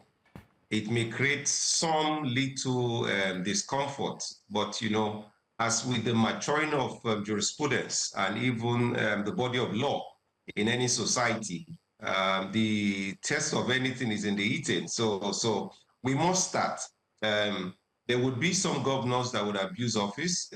Some argue that even the US president is abusing his powers. And you've seen some of those excesses being curtailed by the courts. If you make case for abuse, excuse me, how's this current police structure not been abused? We pay the police a salary through taxpayers' money. If you want protection for your event, you now go and pay the police, who you are paying through taxpayer, money to also protect you. So this current structure is even more abused. And the fact that, people die every day, and the level of insecurity is clearly beyond what the current structure is able to deal with. Forget about what the IGP is saying. How can one man sit in Abuja, with profound respect to the person of the IGP, and understand the issues that are happening maybe in Ota? I don't know if you heard about the village in somewhere in Ogun State. It's not possible. So the wheels are falling off on this current structure. So the naysayers, the naysayers are saying that the state governors will abuse it. And I'm saying that the federal government is already abusing the federal police already. It can't be abused any further. We've seen cases where governors have been removed or their security aids withdrawn. So again, so why don't we say because of that, let's go state police? That if the state police, the governors had their own state police, maybe then some argue that there will be some anarchy, but there will be no anarchy once this is properly done. The weapons classification for state police will be classed in such a way that the federal government will continue to retain might and the escalation of force to ensure the territorial integrity of Nigeria. So high-powered rifles are not necessary, really, for state police. Limited number for their tactical teams. All that can be sorted out in the laws creating the state police. So I don't have any fears. What must happen is that Nigerians must stop looking to Abuja. Our Messiah is not in Abuja, sir. That's not the way the Messiah is. The Messiah of each of the subnational territories is at the level of the state governors. They are the ones collecting the FAC. They are the ones controlling all the levers of powers in the state. We forget that the state governors have more powers than the federal government. As a matter of speaking, governors are co-equals, co-sovereigns with the president. But the difference between the governors and presidents is that they hold title. Governors can revoke CFOs of even federal government parastatals in the state. So governments are that powerful. So the whole powers of the state are invested in the office of the governor. The petty excuse that Abuja is controlling, that's not necessarily correct. The governors have command. I always say they have command, they do not retain control. They are the chief and chair of the State Security Council, where you have every element of force in the states provided by the federal government. They run the initiative, they run the logistics. So governors have everything that they need to get the job done. So the misconception, I'm happy that the misconception will be dealt with once and for all. Once you give them state police, if anything happens to the states, we all will be marching to the state capital to hold the state governor responsible and not look to Abuja. I think that's the accountability and responsibility element that must change in addressing the incessant issue of insecurity. All right. You also did mention when responding to my colleague's question about the fact that even if you don't see this happen in your time, even if it doesn't happen with this current president, you do see that state policing will be affected in your eyes, in your time, you will see it, right? But what do we need to do to quicken the implementation of this, especially because, we've seen the IGP's position on state police. We've seen that there have been pushbacks in some regard, and the president cannot all by himself get this to happen. So what needs to happen for us to quicken the implementation of state police? Well, if I don't need to pray any further, political expediency will get the state police thing to come to pass. So it's very easy. Presidents in Nigeria have been held hostage by cases of insecurity in the subnational level. So I think this president is reading the room correctly. So again, they claim it's a strategy. So maybe this is strategy. Once you you push the buck back to the state governors, it will not become internal insecurity, will not be a campaign issue for the office of the president. And so the Northwest or the Northeast or North Central or South, South, Southwest will not be able to give the president a black eye on the issue of internal security, if you understand what is happening here. So I think the president is reading the room very correctly. And what needs to happen is already happening. Our democracy is maturing. This is the first circle now we're entering where the khaki boys are no longer in the play. You don't have retired generals. It's now the governors, holding all the levers of power in the polity right now. And the bulk of them have always been Democrats. So this is part of the democratization of security. What we had before was a unitaristic, militaristic approach to security. So the over-militarization of internal security, such that if I ask you now to mention a security expert to come and talk about the issue of security, you're most likely going to think about a retired military officer. But the military does stateside security. They don't have the proper appreciation of nuance when it comes to industrial security, internal security. We want to drive a $1 trillion economy. It's not the military that will get us there. It's civil rule and civil leadership in all the arms of security. So I think that the necessary conditions for the emergence of state police are now with us. Sufficient has been there, the failure of the current structure.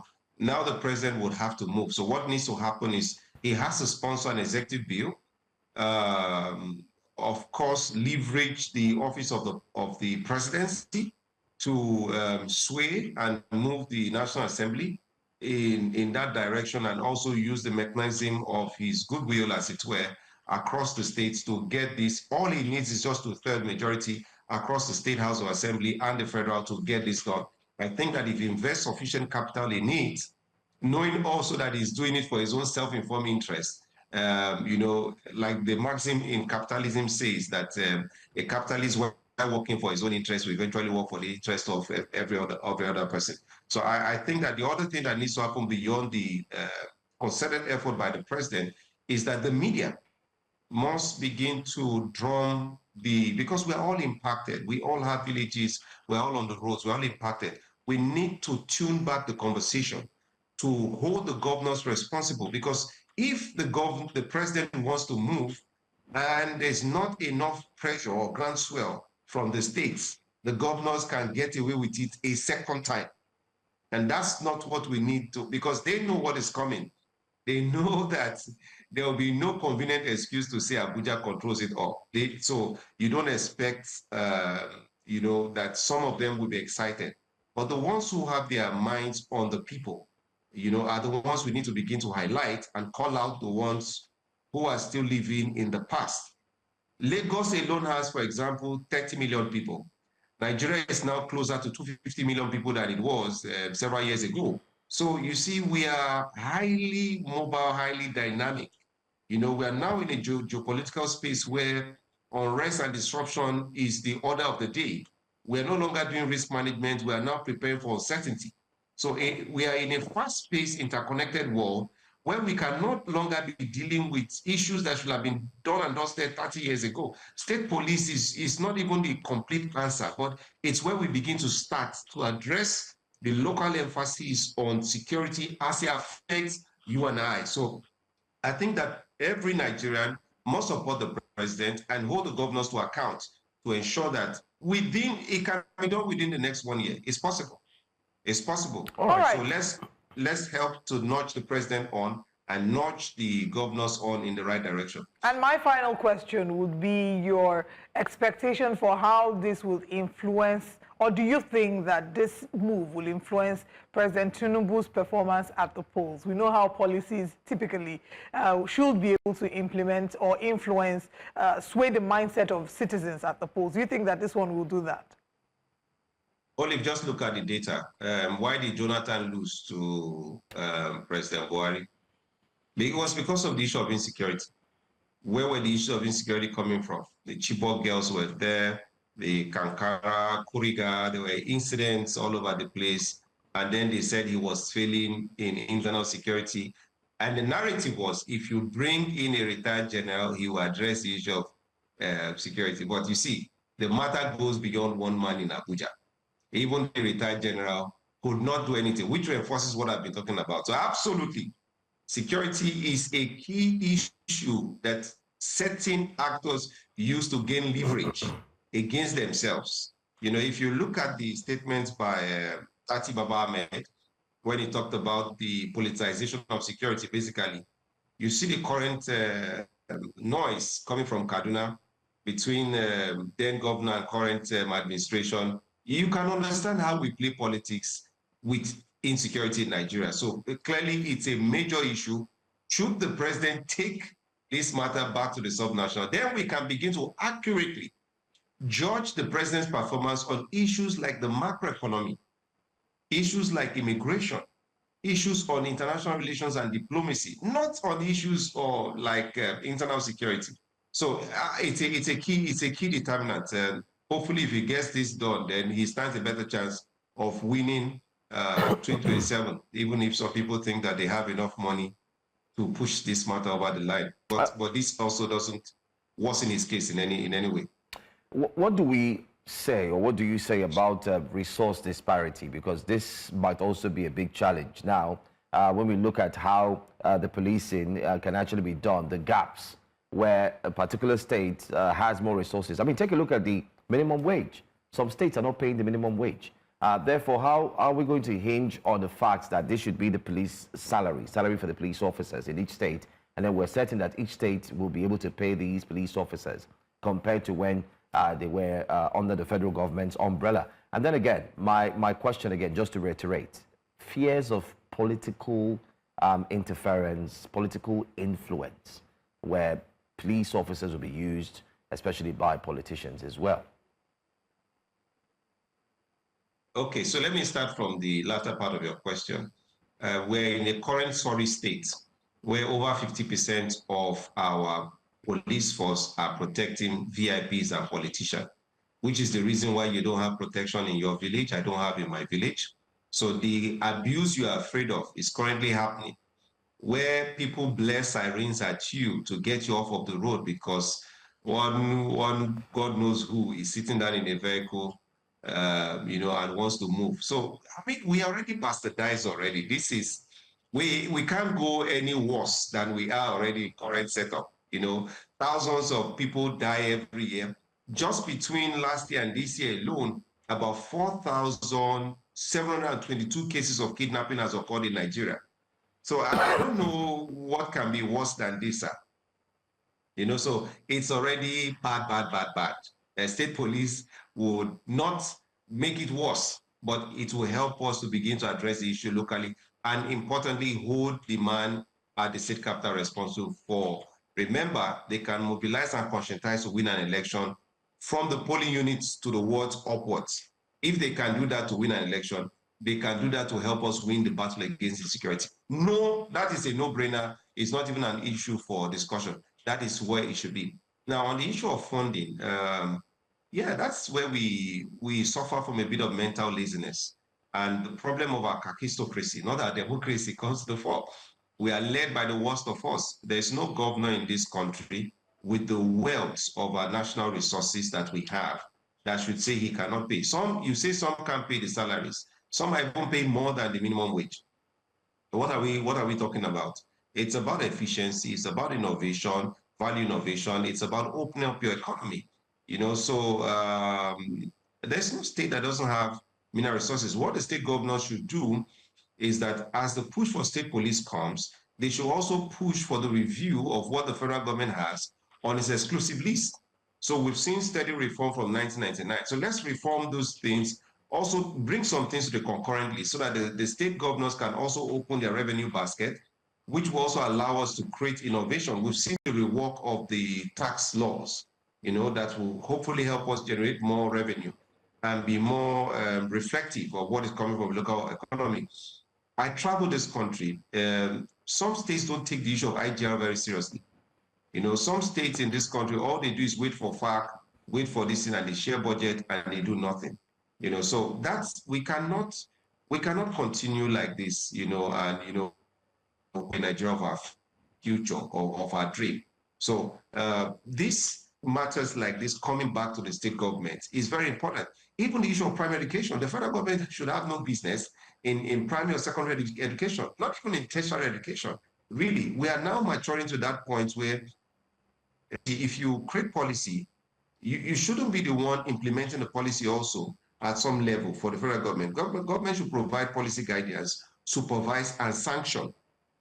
So the federal government needs to get out from a number of things that it's doing so that we can clearly, the people can see who is failing, who is performing, and the political class can compete on the basis of capability and potentiality of each state, not on the issues of religion, ethnicity, and the nonsense that the political class used to becloud our minds. There's a political awakening that this will kickstart. So I don't agree that, I mean, we have almost 70% of our land as arable land. There's huge potentiality of, in Nigeria. Lagos State, for example, is the gig economy of Africa. It's leading with 40% market share of the digital economy in Africa. So digital economy is projected to grow to about $300 billion in the near term. So if you, rather than look at it from the negative side, can we look at it from the positive side? Absolutely. What would it be like if we get this done and get this done correctly? That's where I want to live in, not in the where we're coming from. We're dying too much in where we're coming from. Nekachi Adekoya, I mean, there's no better way to put it. Insanity is doing the same thing over and over again and expecting a different result. So let's wait to see how this plays out. Thank you very much, Mr. Nekachi Adekoya, for joining us this morning on Breakfast. Olive, let's not wait. Let's join the conversation and drive it. Waiting, right. We have been waiting too much. Let's join. Okay, so we are driving it. Thank you for your time. Thank you for your time. We're going to break now. When we come back, we have breakfast headlines. Stay with us.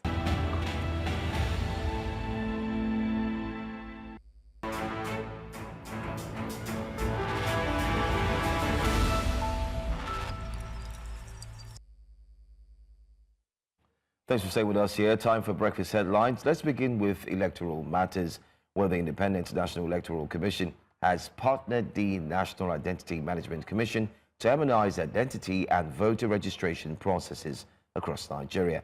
This was disclosed in a statement on the NIMC X handle on Wednesday. INEC Chairman Mahmood Yakubu, who spoke when the NIMC Director General Abisola Kuka and a delegation visited the INEC headquarters in Abuja, hailed the ongoing cooperation between the two federal agencies. Yakubu is confident that the collaboration will transform the country's electoral system, saying both agencies collectively hold the largest biometric databases in Nigeria, INEC for electoral purposes and NIMC for general citizenship identification. In the meantime, the Speaker of the House of Representatives, Honorable Abbas Tajuddin, on Wednesday unveiled the reforms being proposed in the ongoing review of the 1999 Constitution to stakeholders in the southern region of Nigeria. Among the reforms are gender inclusion in politics and governance, youth and women empowerment, and constitutional roles for traditional rulers. The Speaker, in his address at the Citizens' Roundtable with the leadership of the House in Owerri, the Imo State capital, stated that through a series of substantive consultations, the House has sought public perspectives on key legislative priorities and pressing national issues. Represented by the House Leader, Professor Julius Ihabere, the Speaker said the House initiated a legislative dialogue with traditional rulers who are the custodians of Nigeria's rich cultural institutions.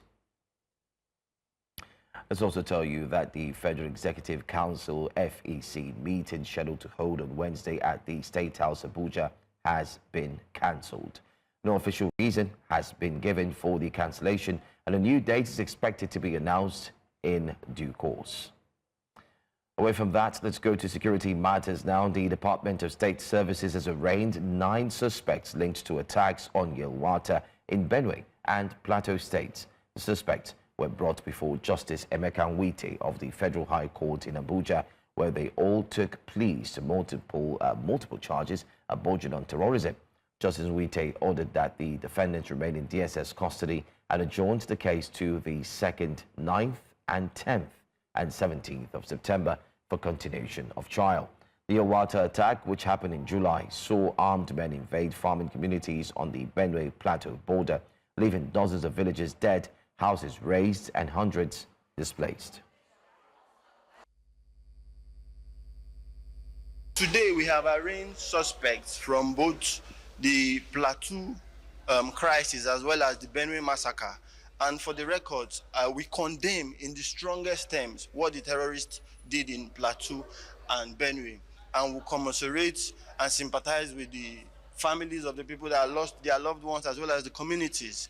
Also, moving forward from now, we are not going to leave any stone unturned in our investigative approach to making sure that everybody, no matter how remote they are involved in this crime, will be brought to book.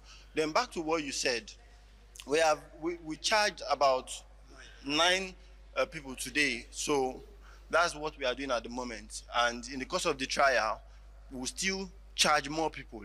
And before I forget, today we have filed a new 5-count charge against another defendant in the Plateau crisis. And this goes to show you that we are not relenting in our fight against this insecurity that is currently ravaging our country. So from now henceforth, we also appeal to the general public that if you have any information, no matter how remote you think it may be, reach out to the security operatives, because we can only work with those informations. The news continues in West Africa, where people in Bissau, the capital of West African nations of Guinea-Bissau, are calling for unity ahead of general elections scheduled for this November. President Umaru Embalo, elected in December 2019 for a 5-year term, had said he would serve only 1 mandate, but later postponed the vote until this November, prompting months of political tension. Embalo announced his intention to run as an independent during the inauguration of his new Prime Minister, Brahima Kamara. The people say their expectations for the election is to achieve a bit of stability and democratic legitimacy for the leadership. In Sudan, Al-Fashar and North Darfur region is under intense assault as rapid support forces press the offensive against the army. The United Nations reports that relentless bombardments, drone strikes and ground attacks have hit civilian areas and a nearby displacement camp. More than 300,000 residents are trapped, facing starvation as aid access remains blocked. UNICEF says nearly 40% of children under 5 in North Darfur are acutely malnourished, making El Fasher the epicenter of child suffering in the war. The conflict, raging since April 2023, has left the city isolated and humanitarian operations paralyzed.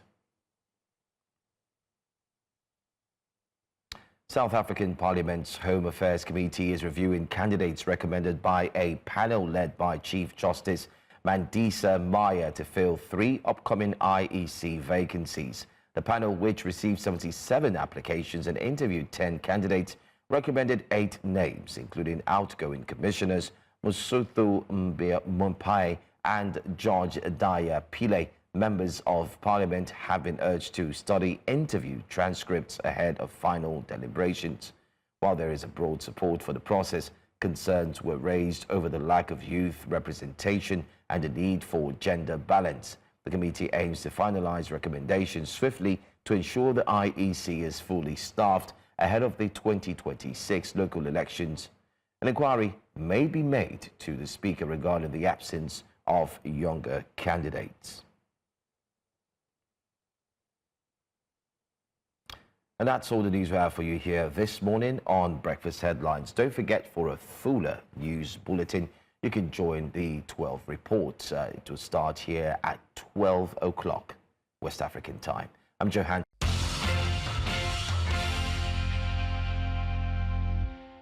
Welcome back to Breakfast Central. This is a part of the show where we have our in-studio analysts as well as our virtual analysts / commentators, the persons of you where you call in to be a part of the show. But in studio, we have with us the head strategy and public affairs nairametrics, Wade Ahimie. Good morning. Good morning, Olive. Good morning. Bonjour, le merci. You use Bonjour, petrol monsieur. or CNG? Bonjour, monsieur. Petrol. Okay, so You're not going for CNG? no, there's no problem. Let me ask, will you or would you convert your it's car? too late to be asking him that. If he did not convert when CNG was No, 230, now relax. is it Now when relax. it's over He 400? might I don't know why everybody is always, people just continue to complain about. Would you convert the your price? car? No, I won't convert my car. That's all. And you are complaining about the price of CNG going up, going down, petrol going up and going down. These things are dictated by international market forces, which is priced in dollar. No, but which you have an the federal exchange rate. government said that is the marketers, the downstream, and they are the ones that determine the price of CNG. Yeah, because CNG must be determined by demand and supply. It's simple logic. And we don't have a lot of stations. Yet the prices are high. So the stress of driving from your house just to come and queue for longer as you now buy and the price is high. So you start regretting. Okay, so what if I had fuel? Joe, let me ask you this question. You run a business. One. If the selling price is lower than your cost price, are you going to be in business in 1 year? I will never be in business in 1 year. You will probably not be in business after 1 month. No, after so what 2 are we months, talking I about? shut down. Prices must be determined by demand and supply. And every time we talk about these things, everybody is saying, oh, CNG, there's subsidy, there's no subsidy. But yes, government has created an environment whereby people can invest in CNG infrastructure. And there are people investing in CNG infrastructure. But let's remember that the cost of, is the same way you buy petrol at your petrol station. The cost of buying petrol involves the petrol that comes out of the refinery, whether it's Dangote or the Nigerian refineries, or even those that are imported. The cost of moving it from that refinery to the petrol station where the attendant is going to sell it. So once you understand that, and there is cost involved in all that, and then the cost of running that business also, the administrative cost and all, then you put a margin on top of it, and that's where prices come. Government, and this is my opinion, government cannot continue to subsidize every single thing for every Nigerian. Rather, in my opinion, government should ensure that they create an enabling environment for people to be able to invest in the country by providing security, quality education, quality healthcare, social amenities that people can use to drive their businesses, and that's infrastructure development. I've always maintained this. Let's go on, please. All right, let's get into the papers. Although this is already part of the paper because everyone's talking about CNG and the price. Absolutely. It's been a big conversation in the past 24 hours. But we'll punch you first with the punch, even though we say no to violence. Don't leave me. The Punch newspaper. Can't believe APC opposition clash over federal government's revenue growth claim. Presents counterfacts. Presidency tells critics. Revenue, nothing without results, opposition says. Economists query Tinubu's no more borrowing assertion amid 13 trillion naira deficit. MTN, 15 orders remit 54 billion naira in education and police taxes. 3 killed in Lagos Masquerader Festival clash. Wow. Terrorists recruited 1,364 West African children and shot 14,000 schools, according to United Nations. These are such alarming numbers. My reforms have restored Nigeria's global respect, according to Tinubu. Non-oil revenue jumps 40% to 20.6 trillion naira, says presidency. NARD, that's National Association of Resident Doctors, insists on strike, says over 2,000 doctors owed. Now, I feel like this last story I want to take in a way aligns with the story at the top left corner where the presidency says, my reforms have restored Nigeria's global respect. Meanwhile, the U.S. says security concerns behind visa cancellations for Nigerians and others. Because the U.S. has been inviting people and Nigerians have been so upset. Quiet revocation. Quietly. Well, so on the global respect, well, to a certain extent, because we've carried out the reforms that the IMF and the World Bank and everyone has been looking at. So yes, has it brought Nigeria back to that global space where we can access funding in terms of borrowings, in terms of saying that we're getting additional monies towards infrastructure development? Yes, it has. That's the way I put that. On the US issue, we know that the policy of the US government is to try as much as possible not to let, whether it's Nigerians or whether it's colored or Hispanic, into America. And that's a Donald Trump, policy. And they're implementing it. So it's not just Nigeria that they're doing it to. I'm sure they're doing it to so many other countries. Because left to Donald Trump and his team, the only people that should come to America should be white-skinned. It happened with South Africa, where they said, oh, some people were flown into America. Are you with me? And they said, oh, because of the fact that they are being, what's it called? You remember that story, yeah. George? Exactly. Yeah. And everybody was asking, these are some of them big-time white farmer families, and who was trying to terrorize them or kill them. So left to Donald Trump. Yeah, so what's happening in Nigeria? I'm not sure it's only Nigeria. I'm sure if you go to other African countries and all. But my challenge is this. You revoke people's visas for those who have businesses, those who are paying school fees, who generate revenue for you by their children going to school, or people going to programs in America for American organizations and all. And you just revoke their, what's it called? Nothing, according to the section that has been used, which tells you nothing, but is at their discretion. Oh, over security. What sort of security concern? Yeah, so that's what you should be specific about. But of course, it's an internal policy that they want to reduce the number of people who are in my own opinion, non-white Europeans or non-white Africans like you have in South Africa, who come to America. But the truth of it is this: economic migration cannot stop. Why? Because we've seen it happen in Europe. We see it happening in Asia. We see it happening in Australia. They are asking for people because they have so much more older people than you have in Africa that has the young generation. And this younger generation are becoming economic migrants because they are developing themselves in different forms of skills and all. So, yeah, it would happen. Thank God I don't even have a US visa now. So I'm not even bothered to go anywhere. I want us to look at a very critical headline here. Very critical, and I would say so because it goes to show that Nigerians have actually, in a way, I don't want to use the word cheated, but I would say in a way, we've been neglected, and it's gone on for so long. I don't want to drop my analysis, but I want you to do that. Page 19 of the Punch says, MTN, 15 others remit 54 billion in education and police taxes. Now, as you all know, whenever you have blue chip companies, even companies as well, there is a police tax that is embedded in your tax remittances, as well as that of education. How appalling is it that in as much as these taxes are remitted, we still have a very low and degraded system of policing and also education? I don't know, 54 billion. Okay, so I haven't read the story in details, but 54 billion is a lot of money. And I can see you shaking your head, and I understand why. But and this is just for the update.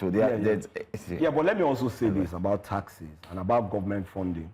One of the things we've seen, or I have seen over time, is that any new policy or any new bill that has been passed by government that sets up an agency or sets up some form of activities that need to be done, what happens is that they need to find the funding for those who are going to manage it and what they're going to do.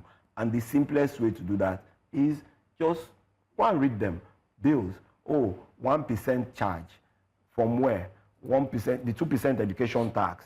We have not seen the impact. Yes, let me finish.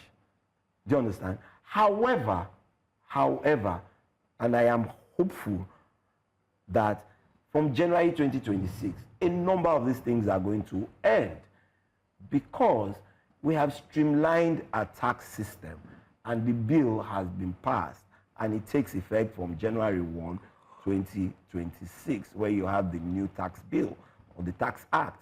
And in my opinion, this is the first time, and I say this, that all forms of taxes and tax management in Nigeria has been put in one book, one booklet, one document that you can read, and how it interacts with each other. Yes, there are still some things there, like the 4% that will come from for special provisions towards government, towards funding some of these things that you see. But you don't just pass it. How does government fund its activities?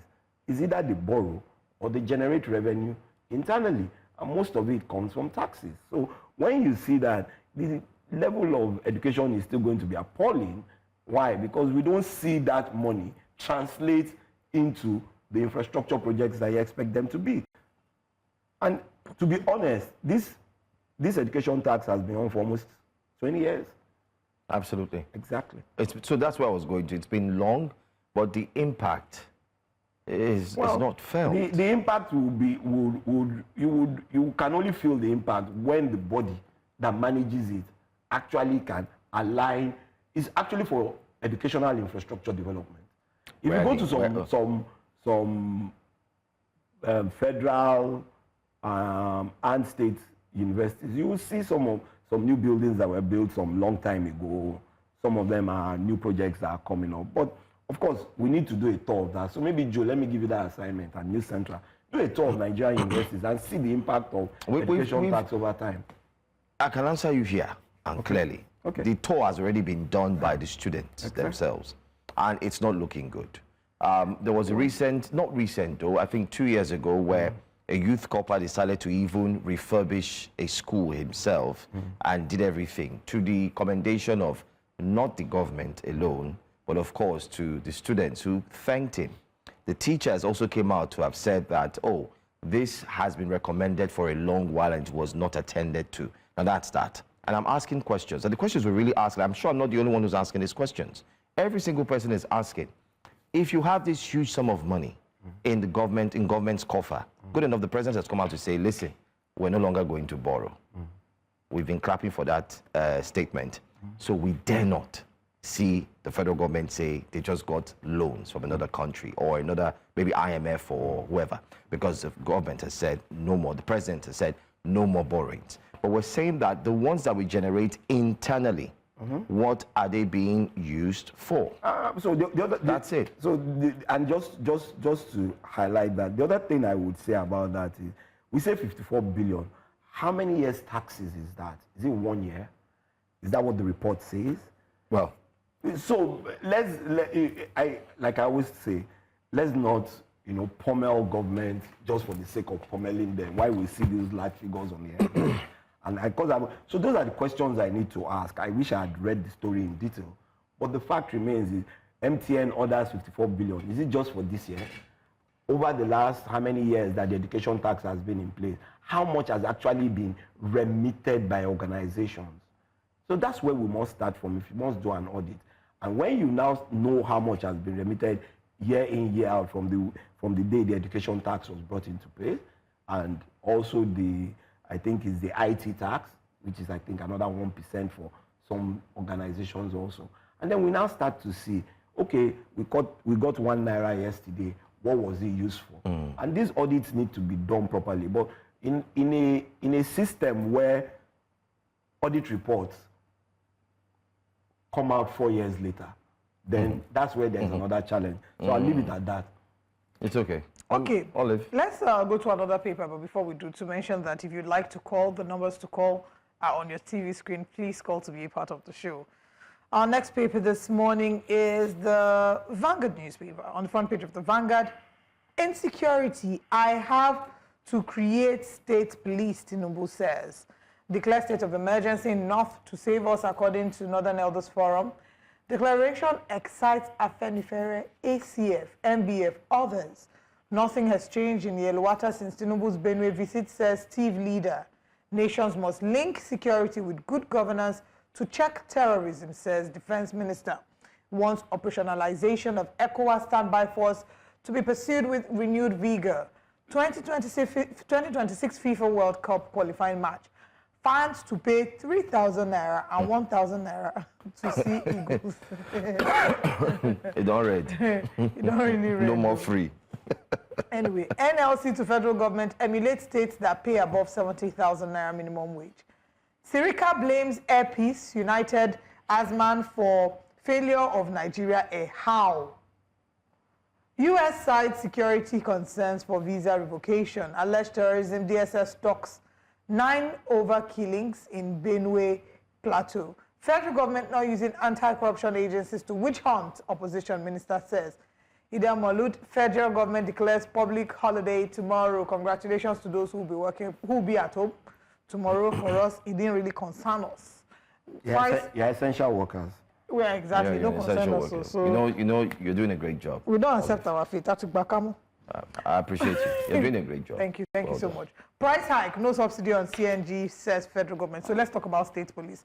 But again, before you react to that, just to mention to our audience that if you'd like to chip in your thoughts, you want to react to something we've said, you want to contribute to any of the stories on the front pages of the newspapers, or you want to disagree with something that we've said, it's okay. The numbers to call are on your TV screen. Please call in and let us know what your thoughts are on any of the stories, as your point of view matters as well. Wade, are you excited about President Tinubu endorsing state police? Am I? You look happy. Well, I am for state policing, but, and there are so many buts, what are the modalities? It's not just to get the National Assembly to ratify a change in the Constitution on what is not on, what they call it, is it the concurrent, and so I think the state police is on the higher part. However, the question is this: first and foremost, in Nigeria, we don't really know what the number of policemen are. We hear it's between 300,000 and 600,000. Is that enough for 200 million Nigerians? That's the first question. So because of that, then you say, okay, maybe it'll be good for the states to have their own policing system. That's one. Two, when you create the state policing system, how do you manage the national policing system when it comes to interstate crimes? Is it the national police that will manage that? How do you interact with the different states for criminals that are on the run? You know, we watch all these movies and say, oh, it's become a national crime, so it's the FBI, no longer the state NYC, police. So those are the intricacies there. But do you have the architectural network for that? Do you have the people for that? We don't have about 600,000 police people in the force that cannot even cater for Nigeria as it is. So first and foremost, are you going to increase the members of the national police, number of the national police in force? Now, when you create the state police, how do you bring in the infrastructure that is required for them? Is the state going to pay for that? And if they are going to pay for that, are they going to take over current assets that belong to the national police? All right, let's hold it there. We have Alhaji Mohammed calling from Port Harcourt. Let's hear from him. Good morning, Alhaji. Thank you for calling. Good morning, ma'am. My name is Alhaji Hassan Mohammed Ndabaji. I'm calling from Port Harcourt. All right, please go ahead. I think one priority, too many decisions from the federal government. We had a situation whereby the federal government just gave an autonomy to the local government. 6 to 7 to 8 months down the line, nothing has been implemented. Now you're talking about giving subnational police. Now they are going to create another monster in the name of state police because there will be conflict of decision, conflict of interest. This is the country where we saw a situation where people that does not have state police oppress an elected government in a state, using the influence and manipulation of judiciary because they have power at the center. And today, you have a national police and you also have a state police, and you go for an operation. Who takes the lead? Who takes the decision? Who decides what or not? Now, we've been having conflict between plateaus. The question we need to ask ourselves and our government of the day, we have people that are very hardworking and industrious at various IDP camps. From 2008, 2009, they have not been respectful to their homes. And the government has seen it as nothing. Have you been bothered to ask yourself that some of the hardworking men and women that are kept there, what are some of the youth hanging in those IDP camps doing with their bikes? You see somebody, an IDP with bikes of 1 million, 2 million, and at the night they go out and to do whatever they want to do. And at the end, it will be attacked by Mr. AOP. So I think if the government wants to be sincere to the generality of Nigeria, we don't need state police. What we need to is a political will by enforcing and empowering the existing security architecture. You cannot have where people are being paid 90,000, and when they die, you give them 3 million after 35 years of service, and you want those people to go and commit suicide in the name of enforcement of the law. So I think we need to be proactive, we need to be very focused, and we need to be serious in management of security. If not, we end up creating another problem in addition with the bandit and the assessment that we have. So I think that is not what we want as a people. Thank you very much. Thank you. Totally agree with him. Because there are so many intricacies in creating the state police. Rather, in my own opinion also, it's something that you should look back and say, who is the chief executive officer of the state? How do you have that correlation between the chief executive officer and the national police system? So that, like you say, oh, when it comes to issues that doesn't concern, the architecture is with the federal government. When it comes to their personal dealings, the architecture is with the chief executive officer of the state. So those are questions, and like the caller said, our priorities are continually changing like a pendulum. Let's focus on a few things and get them sorted. Let's look at this story, which I would term to be a shocking headline, and I wonder why it's right there on the front pages. Many were expecting to see something different. Sirica blames Air Peace United as man for failure of Nigeria Air. This is one headline that would sound very incoherent, unpalatable. Or you can name it whichever way you want to define it to a cross-section of Nigerians who have followed deeply, looking forward to see a national carrier, but it never came through. What happened to so the first question is, what happened to the original? Yeah, Vanguard. It's Vanguard. Yes. National carrier, Nigeria Airways. Where he's blaming. So in my own opinion, what I think he's trying to say is that, this private sector airlines refuse to let the national airline become a priority. But we saw under this Sirica how many postponements came for the national airline to then finally painted one aircraft and put it as Nigerian Air. So, we're always looking for excuses for failures. So while we're in school, if you fail, you say, it's because my teacher didn't like me. Then when you go to secondary school and you had different subjects and different teachers. So would you say that maybe it's a valid argument that no domestic carrier had the capacity to compete with the mega carriers? Because that's what Hadi Sirika says. Before you respond to that, let's take a call from caller who's calling from Anambra. Good morning, caller. Please go ahead. Hello, good morning. Good morning. Good morning. Good morning. Good morning. Thank you for calling. Please go ahead. Yes, I want to talk on this 54 billion that was for school education. But what I want to point out is that up till now, many children are still out of school, and because their parents cannot afford school fees, because the teachers still collect school fees from them, and when they can't pay, they send them away. Is there any way you can check students being sent out of elementary school to go and bring school fees?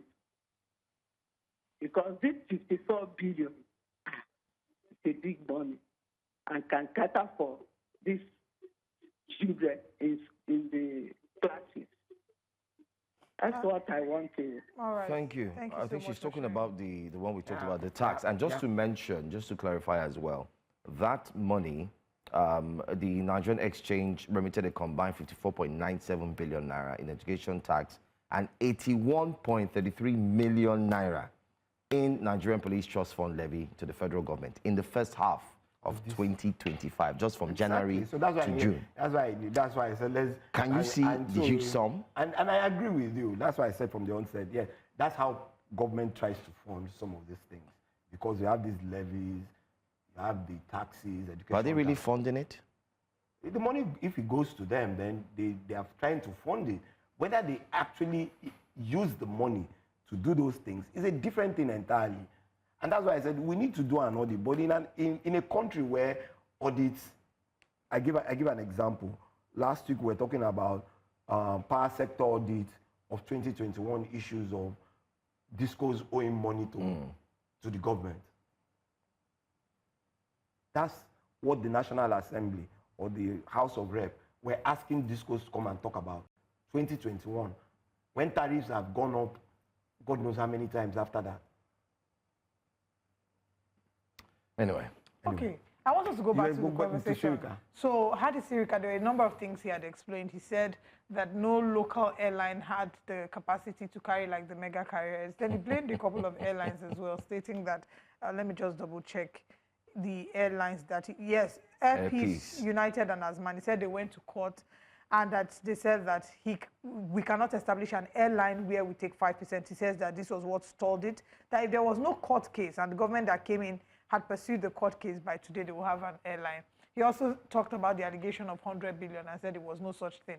That the budget was supposed to be for 5 billion naira, and he ended up taking just a little over 2 billion. He said yes. He said between 2015 and 2023, the total budget for the national carrier was 5 billion. The total amount released was 3 billion. I left there with over 1 billion. Nearly a third of the 2 billion that was spent went into the consultancy that was used during the time, and balance of the money, of course, into staff that were hired. By the way, we went through every single step of the ICRC process, and we got it to the end. Hadi Sirika says he plans to write a book as well. So to do what? He plans to do what? To write a book. No local airline had the capacity to become the national carrier. Initially you wanted both private sector people to also invest in this national carrier. So initially, government was going to own the larger percentage, and I think that's where the kickback came from. And then it continued to reduce until it became 5%, so that you could get people to invest in it. Now, the question now becomes, and everything that we've seen, where government, whether it's 1% or 2% they wield so much power as regulators and co-owners. Do you want me to put my money into these things? Now, if you spend only 2 billion on consulting, that's to put the paperwork and all the things together and get your certification, which is required, don't get me wrong. How much were you planning to put down to actually buy the aircrafts that are going to run this Nigerian Air? Because if you were expecting private sector to put its money down and you spent 2 billion or 3 billion in terms of consulting and staffing just to get the paperwork done, then how much was it going to cost?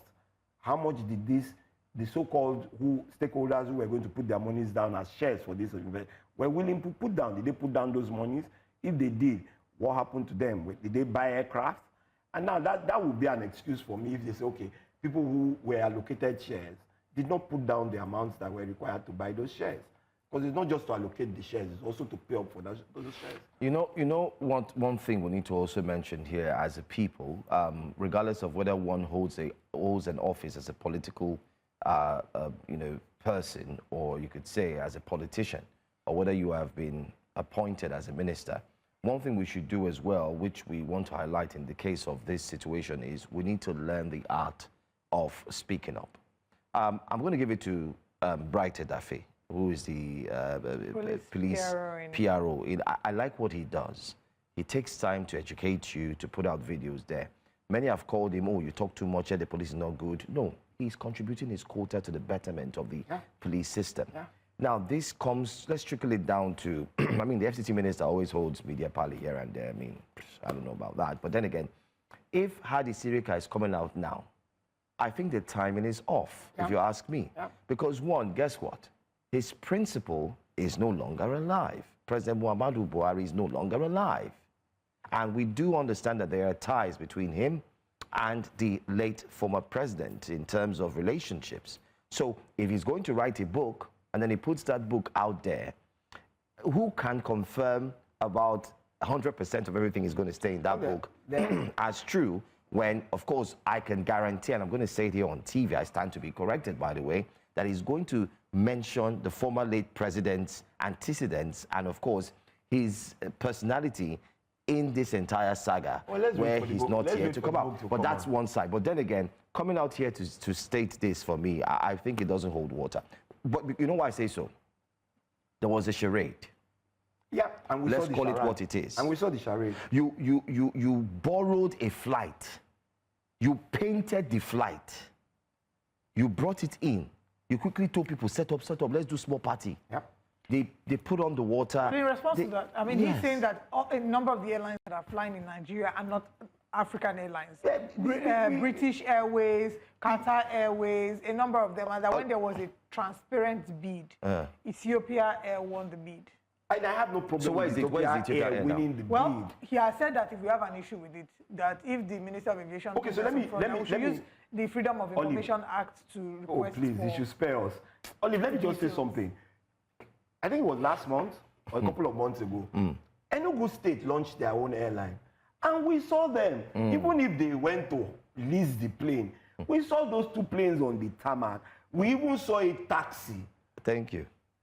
We've seen that. We heard those who were involved come out. And they've been, I know the beauty about it, in as much as the Enugu State government is one of the governments that continues to tell the people what they are trying to do and what they are doing. And at each point, they are trying to give information. And that's what you're talking about. You don't wait almost 3 years after you leave office and say, airpiece, asthma. This is what happened. This is what happened.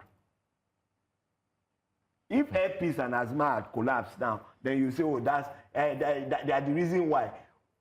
We agreed that Nigerians were going to invest in this thing. Which Nigerians agreed? Did they put down the monies for the shares? Or it was just another charade of saying, oh, I'm a partner, I'm a this, face caps were launched, T-shirts were launched, logos were launched, monies were put in. That's the consulting that he's talking about, that we spent $2 billion on. I want to ask a question. If Air Nigeria were to be a company, what will happen to the directors or the managers after they've said, oh, we're launching our company, we've done everything branded, and then they go somewhere and then hire staff and say, just come and act like your staff. They didn't lease 1 or 2 planes that they are going to. You have the lease agreements for those planes.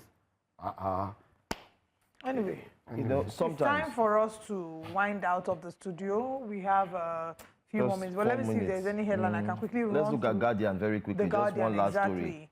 Guardian, big story, insecurity, federal government reopens debate on state police. ADC faults Tinubu's charity plan for National Library. Zulum leads Northeast governors to Tinubu 6 completion of 17 roads, oil exploration. Poly lecturers may withdraw services after ultimatum. Contractors storm Abuja demand 4 trillion naira payment for completed projects. I don't know if we saw that one. They were protesting on the streets. Very appalling thing. We see here, airline operators defend discriminatory expensive Yuletide flight tickets. It clearly say everybody go day their house this Christmas. Digital lenders face 100 million naira fine for consumer abuse, data privacy violations. Not all growth accounts for 20 trillion income, says presidency. Constitution review, Abbas unveils proposed amendments to southern stakeholders, and DSS arraigns 9 suspects over Benue Plateau killings. And just to take a few comments online, we have Mokonye Chukwuemeka, who has been, on here. We see here, he says, 2 billion naira for consultancy and staff hired. Lord have mercy. And the Enugu Air is operating now, Mokonye Chukwuemeka says. He says, ask Serika, where is the money he was given for the projects? Yes. All right, and then we also have here, Tinubu thinks of something and says it, whether it makes sense or not. I think this is in response to the appointment of appointments in NTA, DG, and then exactly. Anyway, turn around. That's all that we can take this morning. A man can change his mind. Yeah, but would you say change your mind after you've signed off and penned off? Does it mean that due diligence was done? Well, maybe due diligence was done and some other things came up after, and then it's okay, take it back and go do additional due diligence, and then now that it has been cleared, the announcement should not have been made in the first place. Let's be careful. New things come up even after you have cleared people. So you think that their hands were dirty? I didn't say that. But when it's consistent with a particular, This is the same thing we are criticizing the U.S. government This for. is the same Same thing. thing that we're saying You do, oh, and then visas are being revoked because new information has surfaced. I don't work in the U.S. government, so I don't know anything. The only thing I know is that visas are being revoked for security reasons. Thank you. Okay, and new information has come out. Anyway, exactly. Thank you to which is based on security. Thank you for having me as usual. Thank you. Thank you, Wajak, for being here. Always a pleasure having you, and thank you too for watching. It's been a fantastic 3 hours that we've had here. Up next will be Jasiri. Don't forget you have the 12 o'clock reports, the 12 report, and then you also have very fantastic and interesting programming that we have lined up for you. My name is Joe Hansen. And my name is Oliver Modi. And just to respond to Pius Amaka, who dropped a comment on YouTube, you can start the show with us. We take audience reactions. That's how we begin the show, with Wake Up Conversations. Thank you very much, everyone. We'll see you tomorrow. Au revoir. Au revoir.